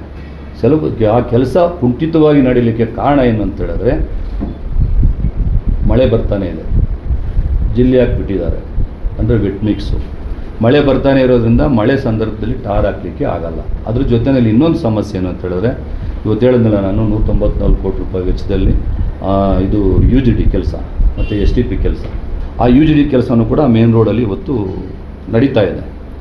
ಇವೆಲ್ಲನೂ ಕೂಡ ಇರೋದ್ರಿಂದ ಆ ರಸ್ತೆಯಲ್ಲಿ ಇವತ್ತೇನು ಜಿಲ್ಲೆ ಹಾಕಿಬಿಟ್ಟಿದ್ದಾರೆ, ಆ ರಸ್ತೆ ಡಾಂಬರೀಕರಣ ತುರ್ತಾಗಿ ಮಾಡಲಿಕ್ಕೆ ಆಗಿಲ್ಲ. ಈ UGD ಮಾಡಿದ್ರೆ ಹೆಂಗೆ ಮಾಡೋಕ್ಕಾಗ್ತದೆ ರಸ್ತೆನ? UGD ಮಾಡಲೇಬೇಕಲ್ಲ, ಮತ್ತೆ ರಸ್ತೆ ತೆಗಿಯೋಕ್ಕಾಗ್ತದಾ? ತೆಗಿಯೋಕ್ಕಾಗಲ್ಲ. ಅದಕ್ಕೋಸ್ಕರ UGD ಮುಗಿದೋಗ್ಬಿಡಲಿ ಅಂತೇಳಿ ಅದು ಸ್ವಲ್ಪ ಜಿಲ್ಲೆ ಹಾಕಿದ್ಮೇಲೆ ಸ್ವಲ್ಪ ಪೆಂಡಿಂಗ್ ಇದೆ. ಅದ್ರ ಜೊತೆಯಲ್ಲಿ ನಮಗೆ ಮಳೆ ಬರ್ತಾ ಇರೋದೊಂದು ಸಮಸ್ಯೆ, ಇದರಿಂದ ಸಮಸ್ಯೆ ಆಗಿದೆ. ಅದನ್ನು ಗೊತ್ತಿದ್ದರೂ ಕೂಡ ಇವತ್ತು ನೋಡಿ, ಹೊಸೂರು ರಸ್ತೆಯಲ್ಲಿ ನಿಮಗೆ ಗೊತ್ತಿದೆ, ಒಂದು ನಮ್ಮ ಯಾವುದದ್ದು ಇಲ್ಲಿ ಚಂದಾಪುರ, ಹಳೆ ಚಂದಾಪುರ, ಅಲ್ಲಿ ಮುಂದುಗಡೆ ಎಲ್ಲನೂ ಕೂಡ ಕೇಂದ್ರ ಸರ್ಕಾರದಲ್ಲಿ ಇವತ್ತು ಏನು ಫ್ಲೈಓವರ್ ಏನೋ ಮಾಡ್ತಾ ಇದ್ದಾರೆ. ಅದು ಸುಮಾರು 2 ವರ್ಷದಿಂದಲೂ ಪೆಂಡಿಂಗ್ ಇದೆ. ಅದಕ್ಕೆ ಕಾರಣಗಳೇನಂತಂದರೆ ಬೇರೆ ಬೇರೆ ರೀತಿಯಾದಂಥ ಕಾರಣಗಳಿರ್ತವೆ. ಅದೆಲ್ಲದಕ್ಕೂ ಕೂಡ ಇವಾಗ ನಮ್ಮ ಸ್ನೇಹಿತರು BJPಯವರು ಅರ್ಥ ಮಾಡ್ಕೋಬೇಕಲ್ಲ ಪರಿಸ್ಥಿತಿನ. ಈಗ ನಾವೇನು ಪರ್ಪಸ್ ಆಗೇನೆ ಜನಗಳಿಗೆ ತೊಂದರೆ ಆಗಲಿ ಅಂತೇಳಿ ಜಿಲ್ಲೆ ಯಾಕೆ ಏನಾದ್ರು ಬಿಟ್ಟಿದ್ದೀವ? ಆ ಥರ ಇಲ್ಲ. ಕೆಲಸ ಪ್ರಾರಂಭ ಆಗಿದೆ, ಅದೆಲ್ಲನೂ ಆಗಬೇಕು ಅಂತೇಳಿದ್ರೆ UGD ಒಂದು ಸಮಸ್ಯೆ. ಆ UGD ಮುಗಿದ ತಕ್ಷಣ ಆ ರಸ್ತೆಗೆ ಡಾಂಬರೀಕರಣ ಆಗ್ತದೆ. ಯಾಕೆಂದರೆ ಈ ಪ್ರೊಟೆಸ್ಟ್ ಮಾಡೋದಕ್ಕೆ ಮುಂಚೆ ಈ ಸಮಸ್ಯೆ ಏನೇನಿದೆ ಅಂತ ತಿಳ್ಕೋಬೇಕು ಅಂತಲೇ ನಾನು ಹೇಳ್ತಾ ಇರೋದು. ಪ್ರೊಟೆಸ್ಟ್ ಮಾಡೋದು ಹಕ್ಕು, ಯಾರು ಬೇಕಾದ್ರೂ ಪ್ರೊಟೆಸ್ಟ್ ಮಾಡ್ಬೋದು, ಅದು ತಪ್ಪಲ್ಲ, ಅವ್ರ ಹಕ್ಕು. ಆದರೆ ಸಮಸ್ಯೆಗಳನ್ನು ಕೂಡ ಅರ್ಥ ಮಾಡ್ಕೋಬೇಕಲ್ಲ. ಇವಾಗ ನಿನ್ನೆ ರಸ್ತೆನಲ್ಲೆಲ್ಲನೂ ಇನ್ನು ಮ್ಯಾಟ್ ಹಾಕಿ ಎಲ್ಲನೂ ಪ್ರೊಟೆಸ್ಟ್ ಮಾಡಿದ್ದಾರೆ. ಸಾರ್ವಜನಿಕರು ಎಷ್ಟು ತೊಂದರೆ ಆಯಿತು? ಸುಮಾರು 2-3 ಅವರ್ ತೊಂದರೆ ಆಯಿತು. ಇವೆಲ್ಲನೂ ಕೂಡ ಅರ್ಥ ಮಾಡ್ಕೋಬೇಕಾಗ್ತದೆ ಪರಿಸ್ಥಿತಿಗಳನ್ನು. ಇವತ್ತು ಅಲ್ಲಿ ಹೋಗಿ ಹೈವೇನಲ್ಲಿ ಸುಮಾರು 3-4 ಕಡೆಗೆ ದಿನನಿತ್ಯ ಟ್ರಾಫಿಕ್ ಜಾಮ್ ಆಗ್ತದೆ. ಅತ್ತಿಬೇಲೆಯಿಂದ ಹಿಡಿದು ಎಲೆಕ್ಟ್ರಾನಿಕ್ ಸಿಟಿ ಅಲ್ಲವರೆಗೂ ಕೂಡ ದಿನನಿತ್ಯ ಟ್ರಾಫಿಕ್ ಜಾಮ್ ಆಗ್ತಾಯಿದೆ. ಇವಾಗ ಅದನ್ನು ಯಾರು ಕೇಳೋರು? ಅಲ್ಲ, ನಾನು ಹೇಳ್ತಾ ಇರೋದು ಏನಕ್ಕೆ ಅಂದರೆ ಅರ್ಥ ಮಾಡ್ಕೋಕ್ಕಲ್ಲ ಪರಿಸ್ಥಿತಿಗಳನ್ನ. ಆ ಥರ ಆಗಿದೆ. ಅದು 20 ಕೋಟಿ ರೂಪಾಯಿ ಆಗಿದೆ. 20 ಕೋಟಿ ರೂಪಾಯಿ ಆ ರಸ್ತೆಯನ್ನು ಕೂಡ ಇವಾಗ ಮಾಡ್ತಾಯಿದ್ದೀವಿ. ಈ ರೀತಿಯಾಗಿ ಈ ಥರ ರಸ್ತೆ ಪ್ರತಿಭಟನೆ ಮಾಡೋದು ಇಂಥದ್ದೆಲ್ಲನೂ ಕೂಡ ಮಾಡುವಂಥ ಸಂದರ್ಭದಲ್ಲಿ ಯೋಚನೆ ಮಾಡಬೇಕು ಅಂತ ನಾನು ಹೇಳೋದು. ಜನರಿಗೆ ತೊಂದರೆ ಆಗಬಾರ್ದು.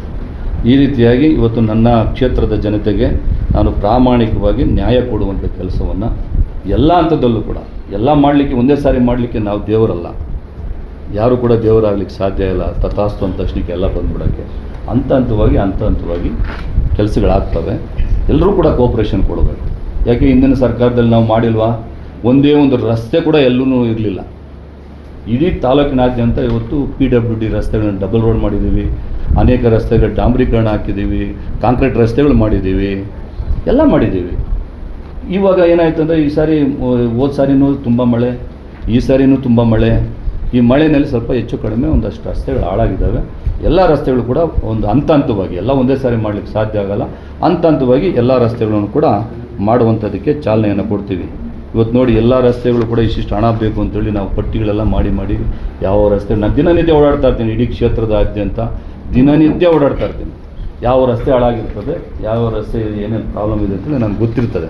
ಅಂಥ ಸಂದರ್ಭದಲ್ಲಿ ನಾವು ಈ ರೀತಿಯಾಗಿ ಏನೇನು ಕೆಲಸ ಆಗಬೇಕು ಅಂತೇಳಿ ಎಲ್ಲನೂ ಕೂಡ ಕೊಟ್ಟಿದ್ದೀವಿ. ಹಂತವಾಗಿ ನಮ್ಮ ಒಂದು ಸರ್ಕಾರದ ಒಂದು ನೋಡಿ, ಇವಾಗ ನೋಡಿ ಇಲ್ಲಿ ಒಂದು ಎಕ್ಸಾಂಪಲ್ ಹೇಳ್ತಾ ಇದ್ದೀನಿ.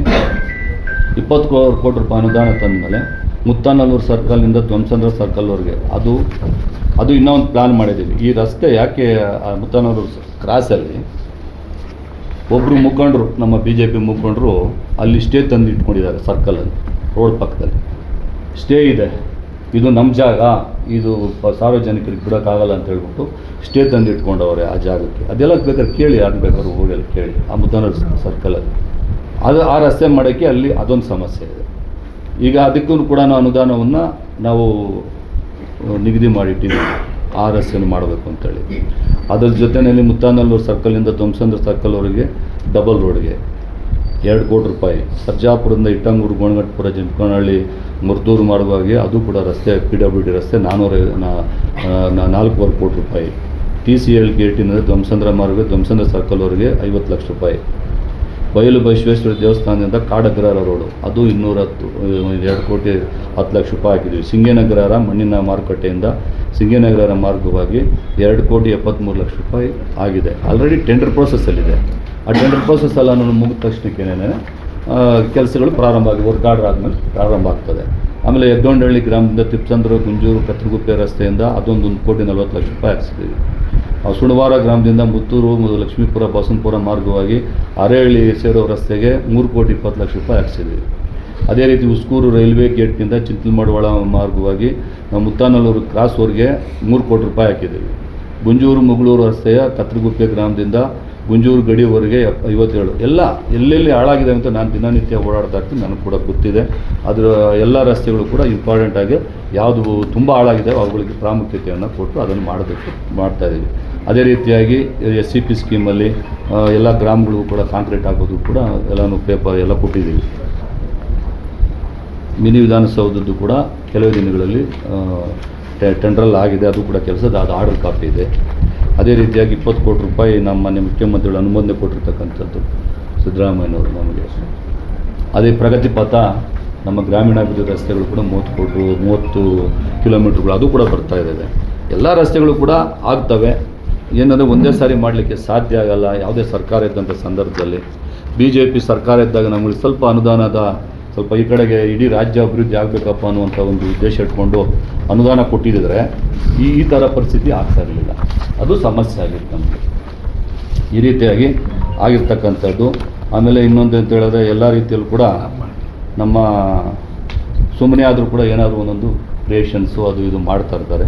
ಇವೆಲ್ಲ ಬಿಟ್ಟು ಅಭಿವೃದ್ಧಿಗೆ ಸಹಕಾರ ಕೊಡಬೇಕು ಎಲ್ಲರೂ. ಪಕ್ಷ ಅಲ್ಲ, ನಮ್ಮ ಜನತೆ ಇಂಪಾರ್ಟೆಂಟ್ ನಮಗೆ. ಆ ರೀತಿಯಾಗಿ ಸಹಕಾರ ಕೊಡಬೇಕು ಅಂತೇಳಿ ನಾನು ಈ ಸಂದರ್ಭದಲ್ಲಿ ಹೇಳಲಿಕ್ಕೆ ಬಯಸ್ತೀನಿ. ಯಾಕಿದೆಲ್ಲ ಹೇಳಿದೆ ಅಂತ ಹೇಳಿದ್ರೆ ನಾವು ಬಂದ ಮೇಲೆ ಏನೇನಾಗಿದೆ ಅಂತೇಳಿ ಕೆಲವು ಜನಕ್ಕೆ ಗೊತ್ತಿದೆ, ಕೆಲವು ಜನಕ್ಕೆ ಗೊತ್ತಿಲ್ಲ. ನಿಮ್ಮ ಮುಖಾಂತರ ಅದನ್ನು ತಿಳಿಸುವಂಥ ಒಂದು ಪ್ರಯತ್ನವನ್ನು ಮಾಡಿದೆ. ಸರ್, ಈಗ ಪಟ್ಟಣದಲ್ಲಿ ರಸ್ತೆಗಳು ಮಳೆಯಿಂದ ಗುಂಡಿಗಳಾಗಿದೆ, ತಾವು ಕೂಡ ಅಭಿವೃದ್ಧಿ ಮಾಡಿದ್ರಿ. ಆದರೆ ಟಿಪ್ಪರ್ ಲಾರಿಗಳನ್ನು ಆ ಪಟ್ಟಣಕ್ಕೆ ಈಗ ತಾತ್ಕಾಲಿಕ ಗುಂಡಿ ನೀವು ಮುಚ್ಚಿದ್ರು ನಾಳೆ ಬೆಳಗ್ಗೆ ಟಿಪ್ಪರ್ ಲಾರಿಗಳು ಓಡಾಡಿ ಮತ್ತೆ ಪುನಃ ಅದೇ ಥರ ಗುಂಡಿಗಳಾಗ್ತಿದೆ. ನೀವು ಮುಚ್ಚಿದ್ರು ಸರಿ ಹೋಗಲ್ಲ, ಯಾರು ಬಂದು ಮುಚ್ಚಿದ್ರು ಸರಿ ಹೋಗಲ್ಲ. ಅವ್ರನ್ನ ಪ್ರತ್ಯೇಕವಾಗಿ ಈಗ ಸರ್ ಇಂಡ್ಲವಾಡಿಯಿಂದ ಒಳಗಡೆ ಹೋಗೋದಕ್ಕೆ ಅವ್ರಿಗೆ ಟಿಪ್ಪರ್ ಲಾರಿಗಳಿಗೆ ಪ್ರತ್ಯೇಕ ರಸ್ತೆ ಇದೆ. ಅದೇನಾದರೂ ಮಾಡಿಕೊಟ್ರೆ ಟೌನಲ್ಲಿ ಆಗ್ತಿರೋ ಅಪಘಾತಗಳನ್ನು ಒಂದಷ್ಟು ಕಡಿಮೆ ಮಾಡ್ಬೋದು. ಅದನ್ನು ಸಂಬಂಧಪಟ್ಟಂಥವ್ರನ್ನ ಕರೆಸಿ ಮಾಡ್ಬೋದು. ಅದೇ ಸಂಬಂಧಪಟ್ಟವ್ರನ್ನ ಕರೆಸಿ ಅದನ್ನು ಜನಗಳಿಗೆ ತೊಂದರೆ ಆಗದ ರೀತಿಯಲ್ಲಿ ಕ್ರಮ ತಗೊಂಡು ಸರ್ಕಾರಿ ಆಸ್ಪತ್ರೆಯಲ್ಲಿ ಮೂಲಭೂತ ಸೌಕರ್ಯಗಳಿಲ್ಲ. ಏನಿಲ್ಲ, ಸರ್ಕಾರಿ ಆಸ್ಪತ್ರೆಯಲ್ಲಿ ಮೂಲಭೂತ ಸೌಕರ್ಯಗಳಿಲ್ಲ, ವೈದ್ಯರಿಲ್ಲ, ಸಕಲ ಸಮಸ್ಯೆಗಳಲ್ಲಿ ಇದೆ. ಉನ್ನತೀಕರಣ ಮಾಡಿಲ್ಲ. ಇದು ಕೂಡ ಕೇಳಿ, ಇಲ್ಲಿ ಸರ್ಕಾರಿ ಆಸ್ಪತ್ರೆಯಲ್ಲಿ ಒಂದು ಸಮಸ್ಯೆ ಏನಿದೆ ಅಂದರೆ ಡಾಕ್ಟರ್ಸ್ ಯಾಕಿಲ್ಲ ಅಂತ ಹೇಳ್ತೀನಿ. ನಾನು ಕೂಡ ಒಂದು ಚೇರ್ಮನ್ ಆಗಿದ್ದೀನಿ. ಅಲ್ಲಿ ಎಲ್ಲ ಸಮಸ್ಯೆಗಳು ಕೂಡ ನಮ್ಮ ಹತ್ರ ಬರ್ತವೆ. ಇಡೀ ರಾಜ್ಯದ ಸಮಸ್ಯೆ. ಹೊಸದಾಗಿ ಏನು ಡಾಕ್ಟರ್ಸ್ MBBS ಪಾಸ್ ಮಾಡ್ತಾರೆ ಅವರಿಗೆ ಗ್ರಾಮೀಣ ಭಾಗದಲ್ಲಿ ಸೇವೆ ಮಾಡಬೇಕು ಅನ್ನುವಂಥ ಒಂದು ಕಾನೂನಿದೆ. ಆದರೆ ಏನಾಗ್ತಾ ಇದೆ ಅಂತ ಹೇಳಿದ್ರೆ ಹೊಸದಾಗಿ ಪಾಸ್ ಆಗೋಂಥ ಡಾಕ್ಟರ್ಸು ಸರಿಯಾಗಿ ಅಲ್ಲಿ ಬಂದು ಅದರಲ್ಲಿ ಇದು ಮಾಡ್ತಾಯಿಲ್ಲ. ಏನು ಜನಗಳಿಗೆ ಸೇವೆ ಮಾಡಬೇಕು, ಮಾಡ್ತಾಯಿಲ್ಲ. ಮತ್ತು ಇಡೀ ರಾಜ್ಯಾದ್ಯಂತ ಸುಮಾರು ಕಡೆಗೆ ಡಾಕ್ಟರ್ಸ್ ಕೊರತೆ ಇದೆ. ಎಲ್ಲ ಏನಾಗ್ತಾ ಇದೆ ಅಂದರೆ ಪ್ರೈವೇಟ್ಗಳ ಕಡೆ ಹೋಗ್ತಾ ಇದ್ದಾರೆ. ಸರ್ಕಾರದ 1.5 ಲಕ್ಷ ಸಂಬಳ ಕೊಡ್ತೀವಿ ಅಂತ ಹೇಳಿದ್ರು ಕೂಡ ಡಾಕ್ಟರ್ಸು ಏನು ಮಾಡ್ತಾರೆ, ಪ್ರೈವೇಟ್ಗಳಲ್ಲಿ ಜಾಸ್ತಿ ಸಿಗುತ್ತೆ ಅಂತೇಳಿ ಅಲ್ಲಿ ಹೋಗ್ತಾ ಇದ್ದಾರೆ. ಆದ್ದರಿಂದ ನಮಗೆ ಸರ್ಕಾರಿ ಹಾಸ್ಪಿಟಲ್ ಸ್ವಲ್ಪ ಸಮಸ್ಯೆ ಇರ್ತಕ್ಕಂಥದ್ದು. ಅದನ್ನು ಕೂಡ ಸರ್ಕಾರ ಬಗೆಹರಿಸುವಂಥ ನಿಟ್ಟಿನಲ್ಲಿ ಪ್ರಯತ್ನವನ್ನು ಪಡ್ತಾ ಇದೆ. ಎಲ್ಲ ಕಡೆಯೂ ಕೂಡ ಎಲ್ಲ ಸೆಂಟರ್ಸು PHC ಸೆಂಟರ್ಸ್ ಎಲ್ಲರೂ ಕೂಡ ಡಾಕ್ಟರ್ಸ್ ಕೊರತೆ ಇರಬಾರ್ದು ಅಂತೇಳಿ ಎಲ್ಲ ಹಂತದಲ್ಲೂ ಕೂಡ ಪ್ರಯತ್ನ ಪಡ್ತಾರೆ.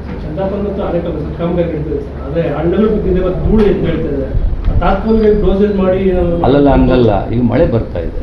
ಮಳೆ ಬರುವಂಥ ಸಂದರ್ಭದಲ್ಲಿ ಡಾಂಬರೀಕರಣನೇ ಹಾಕ್ಬೇಕು ಇವಾಗ. ಅದಕ್ಕೆ ಇನ್ನೇನಿಲ್ಲ. ಇವಾಗ ಮಳೆ ವೆಟ್ ಮಿಕ್ಸ್ ಹಾಕಿದ್ದಾರೆ. ವೆಟ್ ಮಿಕ್ಸ್ ಹಾಕಿದ ಮೇಲೆ ಇವಾಗ ಆಲ್ರೆಡಿ ಅದು ಕುಂತ್ಕೊಂಡಿದೆ. ಡಾಂಬರೀಕರಣ ಹಾಕ್ಬೇಕಂದ್ರೆ ಮೋಡ ಇದೆ. ಡಾಂಬರೀಕರಣ ಹಾಕ್ಬೇಕು ಅಂತ ಹೇಳಿದ್ರೆ ಇವಾಗ ಮೋಡ ಇದ್ದಾಗ ಮಳೆ ಬಂದಾಗ ಹೆಂಗೆ ಮಾಡೋದು? ಅದ್ರ ಜೊತೆ UGD ಬೇರೆ ಇದೆ. ನೆನ್ನೆ ಮಾಡ್ತಾ ಇದ್ರಲ್ಲ ಕೆಲಸ. ಎಲ್ಲ ಕಡೆಯೂ ಕೂಡ ಆಲ್ರೆಡಿ ಆಲ್ಮೋಸ್ಟ್ ಏಕಾನು ಕೂಡ ಇಡೀ ಆನೇಕಲ್ಲು ಪಟ್ಟಣದಿಂದ ಚಂದಾಪುರದವರೆಗೂ. ಮತ್ತು ಇನ್ನೂ ಒಂದು ಪ್ರೋಗ್ರಾಮ್ ಮಾಡ್ತಾ ಇದ್ದೀವಿ ನಾವು. ಚಂದಾಪುರದಿಂದ ಮುತ್ತನಲ್ಲೂರು ಕ್ರಾಸ್ವರೆಗೂ ಕೂಡ 6 ಲೈನ್ ಮಾಡಬೇಕು ಅಂತೇಳಿ. ಇದು ಯಾಕಂದರೆ ಈ ಟ್ರಾಫಿಕ್ ಒತ್ತಡನ ಕಡಿಮೆ ಮಾಡಬೇಕು ಅಂದರೆ ಡೈವರ್ಟ್ ಆಗಲಿ ಅಂತ.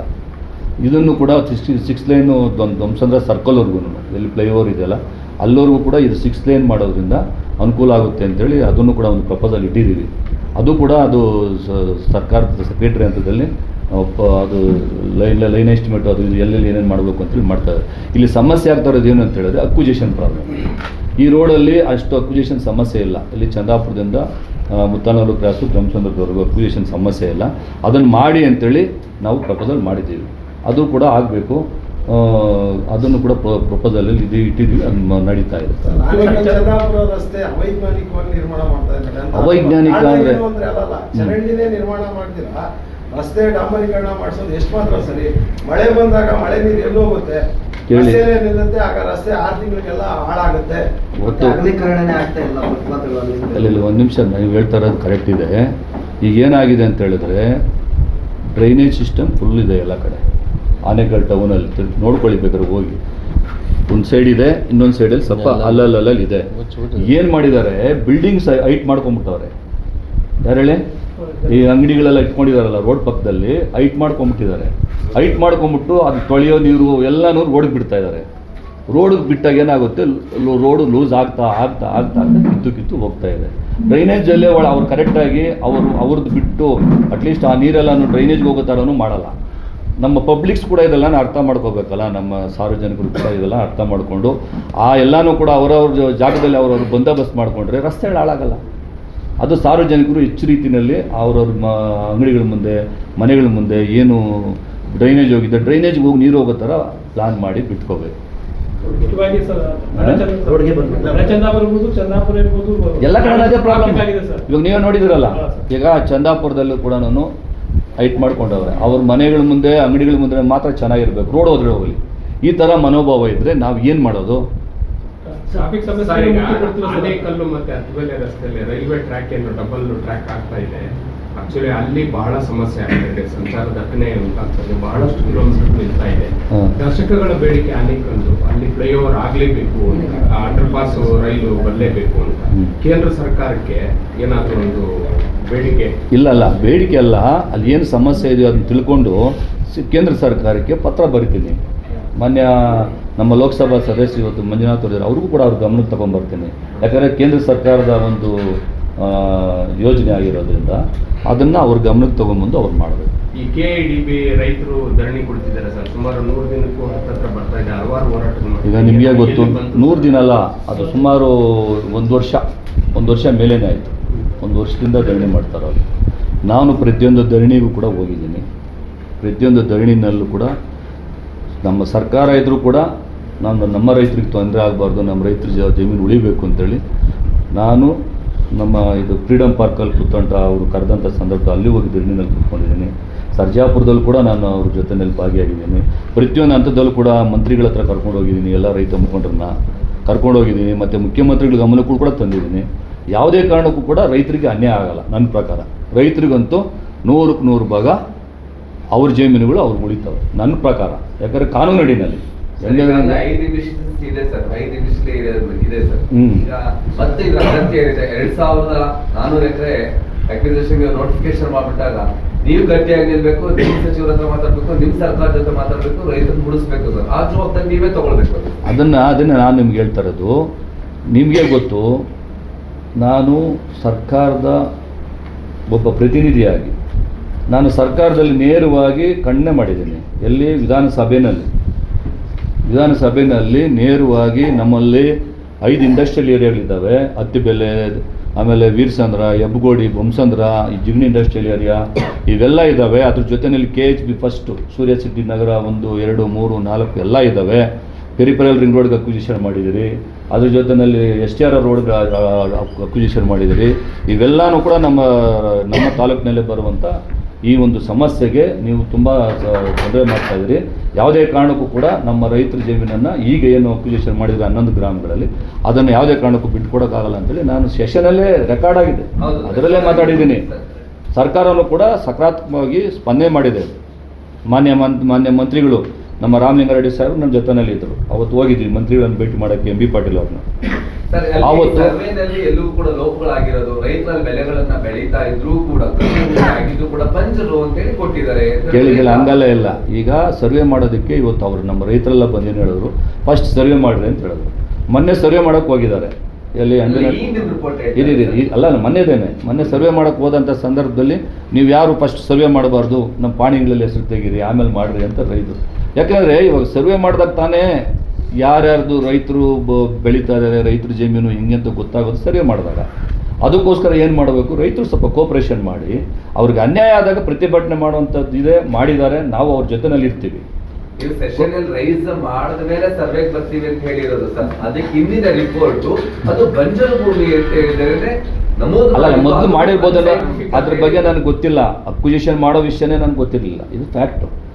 ಆಮೇಲೆ ತಾನೇ ನೀವು ಇದೆಲ್ಲ ಮಾಡಿದ್ಮೇಲೆ ನಾನು ನೇರವಾಗಿ ಮಂತ್ರಿಗಳಿಗೆಲ್ಲನೂ ಹೇಳಿ, ನಮ್ಮಲ್ಲಿ ಯಾವುದೇ ಕಾರಣಕ್ಕೂ ಕೂಡ ಇಲ್ಲೆಲ್ಲನೂ ತುಂಬ ಬೆಲೆ ಬಾಳುವಂಥ ಭೂಮಿ, ನಮ್ಮ ರೈತರಿಗೆ ಎಲ್ಲೂ ಕೂಡ ತೊಂದರೆ ಆಗಬಾರ್ದು. ಅಕ್ವಿಸಿಷನ್ನ ಏನು ಮಾಡಿದ್ದೀರಿ ತಾವು, ರೈತರ ಜಮೀನುಗಳನ್ನು ಬಿಟ್ಟುಕೊಡ್ಬೇಕು ಅಂತೇಳಿ ಮನವಿ ಮಾಡಿದ್ವಿ. ಸರ್, ಅಲ್ಲಿ ರೈತರು ಹೇಳೋದು ಏನಂತ ಹೇಳಿದ್ರೆ, ಸರ್ವೆ ಅಂತ ಬರ್ತಾರೆ, ಒಂದಿನ ಸರ್ವೆ ಮಾಡ್ಕೊಂಡು ಹೋಗ್ತಾರೆ, ನಾಳೆ ಬಂದು ಜಮೀನ ನಾವು ವಶಕ್ಕೆ ಪಡಿತೀವಿ ಅನ್ನೋ ರೀತಿ ಬರ್ತಾರೆ. ಇದೇ ರೀತಿ ಹಿಂದೆ ಆಗಿದೆ. ಅದಕ್ಕೆ ಅವಕಾಶನೇ ಕೊಡಿಸೋದು ಬೇಡ. ಕೇಳಿ, ಈಗ ರೈತರು ಹೇಳ್ತಾರೇನು, ನಮ್ಮ ರೈತರ ಭೂಮಿ ಬಿಡಬೇಕು ಅಂತ ತಾನೇ. ರೈತರು ಹೇಳ್ತಾರದು ನಮ್ಮ ರೈತರ ಭೂಮಿ ಬಿಡಬೇಕು ಅಂತ ಹೇಳ್ತಾ ಇದ್ದಾರೆ. ರೈತರ ಭೂಮಿ ಬಿಡಬೇಕು ಅಂದರೆ ಸರ್ವೆ ಆಗಬೇಕಲ್ಲ, ಎಲ್ಲೆಲ್ಲಿ ಏನೇನು ನಡೀತಾ ಇದೆ, ಏನಿದೆ, ಯಾರ್ದು ಏನಿದೆ ಅಂತ ಗೊತ್ತಾಗಬೇಕಂದ್ರೆ ಸರ್ವೆ ಆಗಬೇಕು. ಸರ್ವೆ ಆದಾಗ ಆಟೋಮೆಟಿಕ್ಕಾಗಿ ಯಾವ್ದು ರೈತರದ್ದು ಏನು ಅಂತೆಲ್ಲ ಡೀಟೇಲ್ಸ್ ಎಲ್ಲ ಗೊತ್ತಾಗುತ್ತೆ. ಎಲ್ಲ ಇಲಾಖೆಯವರು ಸೇರಿ ಇವತ್ತು ಸರ್ವೆ ಮಾಡಿ, ಯಾರು ತೋಟಗಾರಿಕೆ ಇಲಾಖೆ ಇರ್ಬೋದು, ನಮ್ಮ ರೆವಿನ್ಯೂ ಡಿಪಾರ್ಟ್ಮೆಂಟ್ ಇರ್ಬೋದು, ಇನ್ನೊಂದು ಇಲಾಖೆ ಇರ್ಬೋದು, ಎಲ್ಲ ಕೂಡ ಮಾಡಿದ್ಮೇಲೆ ಸಿರಿಕಲ್ಚರ್ ಡಿಪಾರ್ಟ್ಮೆಂಟ್ ಇರ್ಬೋದು, ಇವೆಲ್ಲ ಕೂಡ ಮಾಡಿ ಒಂದು ರಿಪೋರ್ಟ್ ಬಂದಮೇಲೆ ಯಾರ್ಯಾರಿಗೆ ರೈತರಿಗೆ ಸಮಸ್ಯೆ ಇದೆ ಅದನ್ನೆಲ್ಲ ಪರಿಹಾರ ಮಾಡುವಂಥ ಒಂದು ವ್ಯವಸ್ಥೆ ಮಾಡ್ತೀವಿ. ನಾ ಯಾಕಂದರೆ ಕಾನೂನು ಅಡಿನಲ್ಲಿ ಹೇಳ್ಬೇಕಲ್ಲ, ನಾನು ಸೈನ್ ಮಾಡೋ ಅಥಾರಿಟಿ ನನಗಿಲ್ವಲ್ಲ. ಕೊಟ್ಟಿದ್ದಾರಲ್ಲಪ್ಪ, ಮೊನ್ನೆ ಮಿನಿಸ್ಟರ್ ಹತ್ರ ರೈತನೆಲ್ಲ ಕರ್ಕೊಂಡು ಹೋದಾಗ ಮಿನಿಸ್ಟ್ರೇ ಮಾತಾಡಿದ್ರಲ್ಲ, ರೈತರ ಹತ್ರ ನೇರವಾಗಿ ಮಾತಾಡಿದ್ರಲ್ಲ ಮಿನಿಸ್ಟ್ರೇ ಮಾತಾಡಿ ಹೇಳಿದ್ದಾರೆ ಎಲ್ಲ. ರೈತರಿಗೇನು ಕೂಡ ಅದ್ರ ಬಗ್ಗೆ ಖುಷಿ ಆಯ್ತು ಅವತ್ತು. ನನಗೆ ಪಾಸಿಟಿವ್ ಆಗಿ ಹೆಲ್ಪ್ ಮಿನಿಸ್ಟರ್ ಹೇಳಿದಾರಪ್ಪ ಅಂತ. ಅದಾದಮೇಲೆ ಸರ್ವೆಗೆ ಬಂದಿರೋದು.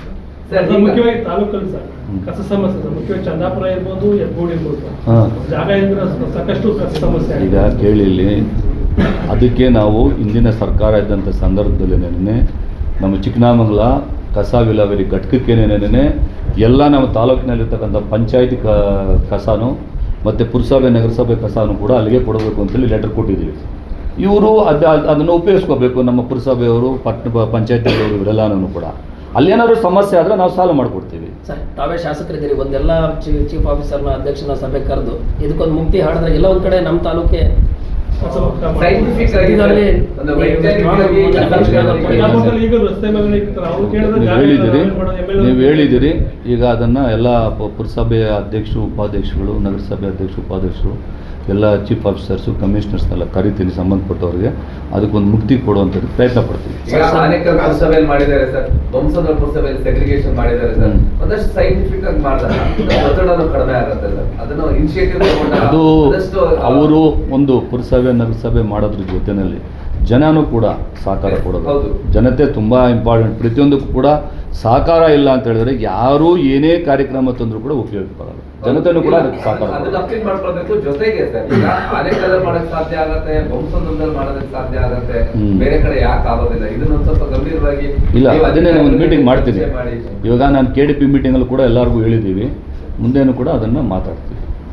ಈ ಮುಖ್ಯ ಅಧಿಕಾರಿಗಳು ಸರ್, ಈಗ ತಹಸೀಲ್ದಾರ್ ಆಗ್ಬೋದವರೆಲ್ಲ ತಾಲೂಕು ಕೇಂದ್ರಗಳಲ್ಲಿ ಇರಬೇಕು ಅಂತ ನಿಮ್ಮ ಇದ್ರು ಕೂಡ ಅವ್ರು ಯಾರು ಇರೋದಿಲ್ಲ. ಆಮೇಲೆ ಈಗ DOSP ಕಚೇರಿ ಬಂದು ಆನೇಕಲ್ ತಾಲೂಕು ಕೇಂದ್ರದಲ್ಲಿ ಇರಬೇಕು. ಅದು ಇವಾಗ ಸಿಟಿಗೆ ಹೋಗಿರೋದ್ರಿಂದ ಅದನ್ನ ಯಾಕೆ ಆನೇಕಲ್ ಸಿಟಿಗೆ ಹೋಗೋದಿಲ್ಲ? ಈಗ ಅದನ್ನ ಇಲ್ಲಿ ಸೂರ್ಯ ಸಿಟಿನಲ್ಲಿ ಮಾಡಬೇಕು ಅಂತೇಳಿ ಅದನ್ನ ಆಫೀಸ್ ಮಾಡಬೇಕು ಅಂತೇಳಿ ನಡೀತಾ ಇದೆ. ತಾಲೂಕು ಕೇಂದ್ರ ಅದು DCP ಆಫೀಸ್ ಬಂದು ಎಲೆಕ್ಟ್ರಾನಿಕ್ ಸಿಟಿ ಆಯ್ತಲ್ಲ, DYSP ಆಫೀಸ್ ಬಂದು ಸೂರ್ಯ ಸಿಟಿಗೆ ಮಾಡಬೇಕು. ಯಾಕೆ ಹೆಬ್ಬಗೋಡಿ ಬಂದ್ಬಿಟ್ಟು ಇವಾಗ ಕಮಿಷನರೇಟ್ ಆಗ್ತಲ್ಲ, ಅದಕ್ಕೋಸ್ಕರ ಅದನ್ನು ಯೂಸ್ ಮಾಡ್ತಾರೆ. ನೀವು ಆರಂಭದಲ್ಲಿ ಉದ್ಯೋಗ ಮೇಳ ಮಾಡ್ತಾ ಇದ್ರಿ, ಇತ್ತೀಚೆಗೆ ಇಲ್ಲ, ಬಹಳಷ್ಟು ನಿರುದ್ಯೋಗ ಸಮಸ್ಯೆ ತಲೆದೋರಿದೆ ಆನೇಕಲ್ನಲ್ಲಿ. ಕೇಳಿ, ಇಲ್ಲಿ ನಾವು ಉದ್ಯೋಗ ಮೇಳ ಎಲ್ಲ ಮಾಡಿದ್ವಿ, ಒಪ್ಕೊಂಡ್ವಿ, ಸುಮಾರು ಜನಕ್ಕೆ ಕೆಲಸನೂ ಸಿಕ್ತು. ಆದರೆ ಇಲ್ಲಿಗೆ ಬರ್ತಾ ಇದ್ದಾರೆ ನಮ್ಮ ಹತ್ರಕ್ಕೆ ನೇರವಾಗಿ. ಅವ್ರು ಕೆಲಸ ಬೇಕು ಅಂತ ಹೇಳಿದ್ರೆ, ಯಾರಾದರೂ ಕೆಲಸ ಬೇಕಾಗಿರ್ತಕ್ಕಂಥ ಯಂಗ್ಸ್ಟರ್ಸು, ಡಿಗ್ರಿ ಮಾಡಿರೋರು ನಮ್ಮ ಹತ್ರನೇ ಬರ್ತಾರೆ. ನಾನೇ ಅವ್ರಿಗೆ ಲೆಟ್ರ್ ಕೊಡ್ತೀನಿ, ಮತ್ತು ನಾನೇ ಫೋನ್ ಮಾಡಿ ಹೇಳ್ತೀನಿ. ಮತ್ತು ಅತಿ ಜಾಸ್ತಿ ಏನಾದರೂ ಕೂಡ ಆ ಥರ ಒತ್ತಡಗಳಾಗಿದ್ದರೆ ಬೇಕಾದ್ರೆ ಒಂದು ಉದ್ಯೋಗ ಮೇಳ ಮಾಡ್ಬೋದಾಗಿತ್ತು. ಇವಾಗ ಆ ಥರ ಒತ್ತಡ ಎಲ್ಲೂ ಬಂದಿಲ್ಲ, ಅದಕ್ಕೋಸ್ಕರನೇ ನಾನು ಏನು ಅದನ್ನು ಮಾಡೋಕ್ಕೆ ಹೋಗಿ. ಸರ್, ಈಗ ಜಾತಿ ಗಣತಿ ಬರೆದಂತಕ್ಕಂಥ ಅಧಿಕಾರಿಗಳು ಮನೆ ಯಾರು ಇದ್ದ ಸಂದರ್ಭದಲ್ಲಿ ಬಂದು ಅವ್ರು ಬೇಕಾದದ್ದೆಲ್ಲ ಬರ್ಕೊಂಡು ಹೋಗ್ತಿದ್ದಾರೆ ಆರೋಪಗಳು ಸಹ ಬರ್ತಿದೆ. ಈಗ ನನ್ನ ಪ್ರಕಾರ ಎಲ್ಲ ಮನೆಗೂ ಕೂಡ ಜಾತಿ ಗಣತಿ ಸಂದರ್ಭದಲ್ಲಿ ಹೋಗಿ ಭೇಟಿ ಮಾಡಿದ್ದಾರೆ. ಕೆಲವು ಕಡೆಗೆ ಇಲ್ದಿರೋ ಸಂದರ್ಭದಲ್ಲಿ ಹೋಗಿರ್ಬೋದು. ಅದನ್ನು ಮತ್ತೆ ಇನ್ನೊಂದು ಸಾರಿನೂ ಕೂಡ ಬೇರೆ ರೀತಿಯಲ್ಲಿ ಮಾಡಬೇಕು ಅಂತೇಳಿ ಸರ್ಕಾರ ಒಂದು ನಿರ್ಧಾರಕ್ಕೆ ಬರ್ತಾ ಇದೆ. ಸರ್ಕಾರ ಏನು ತೀರ್ಮಾನ ಮಾಡುತ್ತೋ ನೋಡೋಣ. ಸರ್, ಕಡೆ ಪ್ರಶ್ನೆ ಸರ್, ಮಿರ್ಜಾ ರಸ್ತೆ ಪೊಲೀಸ್ ಕ್ವಾರ್ಟರ್ಸಿಂದ ಹಿಡಿದು ಶಿವಾಜಿ ವೃತ್ತದವರೆಗೂ ಮೋರಿ ಇಲ್ಲವೇ ಇಲ್ಲ. ಮಳೆ ಬಂದರೆ ಅದು ಕೆರೆ ಆಗಿರುತ್ತೆ. ಅಲ್ಲಿ ಒಂದು 2-3 ಶಾಲೆಗಳಿದೆ, ವಿದ್ಯಾರ್ಥಿಗಳಿಗೆ, ಜನಗಳಿಗೆ ರಸ್ತೆ ಬಿಟ್ಟು ಪಾದಚಾರಿ ಅದಕ್ಕೆ ವಿಶೇಷವಾದ ಈಗ ಹೇಳಿದ್ರಲ್ಲ ಲಾಸ್ಟ್ ಕಮರ್ಷಿಯಲ್ ಅಂಗಡಿಗಳು. ಈಗ ನೀವೆಂತ ಸಿನಿಮಾತನ ದೇವಸ್ಥಾನ ರೋಡ, ಸಿನಿಮಾತನ MSIL ಅದನ್ನೇ ನಾನು ಹೇಳ್ತಾ ಇರೋದು. ಶಿವಾಜಿ ಓಕೆ, ಅದರಿಂದ ರೆಡಿ ಮಾಡ್ತಾ ಇದ್ದಾರೆ. ಅದನ್ನು ಈಗ ಹಳ್ಳಿಗಳಿಗೆಲ್ಲ ನಾನು ಮಾಡ್ತಾ ಇದ್ದಾರೆ. ಮುಂದಿನ ದಿನಗಳಲ್ಲಿ ಅದರ ಬಗ್ಗೆ ಇವಾಗ ನೀವೇನು ಹೇಳಿದ್ದೀರಿ ಅದನ್ನು ನಾನು KDCL ಅವ್ರು ಬಂದಾಗ, ಇವಾಗ KDCL ಆ ರೋಡು ಇದು ಕೇಳಿಲ್ಲ, KDCLಯಿಂದ ಆ ರೋಡು ಆನೇಕಲ್ಲು ತಿಪ್ಪಲೆ ಮೇಲೆ ಹೋಗುತ್ತೆ. ಆವಾಗ ಡ್ರೈನೇಜ್ ಪಕ್ಕ ಆ ಸೈಡ್ ಈ ಸೈಡ್ ಡ್ರೈನೇಜ್ ಆಗಿ ರಸ್ತೆ ಯೋಜನಾ ಪ್ರಾಧಿಕಾರ ಸರ್ಕಾರ ಬಂದು 2 ವರ್ಷ ಆಯ್ತು ಸರ್, ಸಾಕಷ್ಟು ಉದ್ಯೋಗಗಳು ಹಾಗೆ ಖಾಲಿ ಇದೆ. ಯಾವುದು ಹೇಳಿ ನಾವು ಸರ್ಕಾರಕ್ಕೆ ನಾವೆಲ್ಲ ಕೊಟ್ಟಿದ್ದೀವಿ, ಅದಾಗ್ತದೆ, ಸರ್ಕಾರ ಪ್ರೊಸೀಜರ್ ಅದು. Thank you.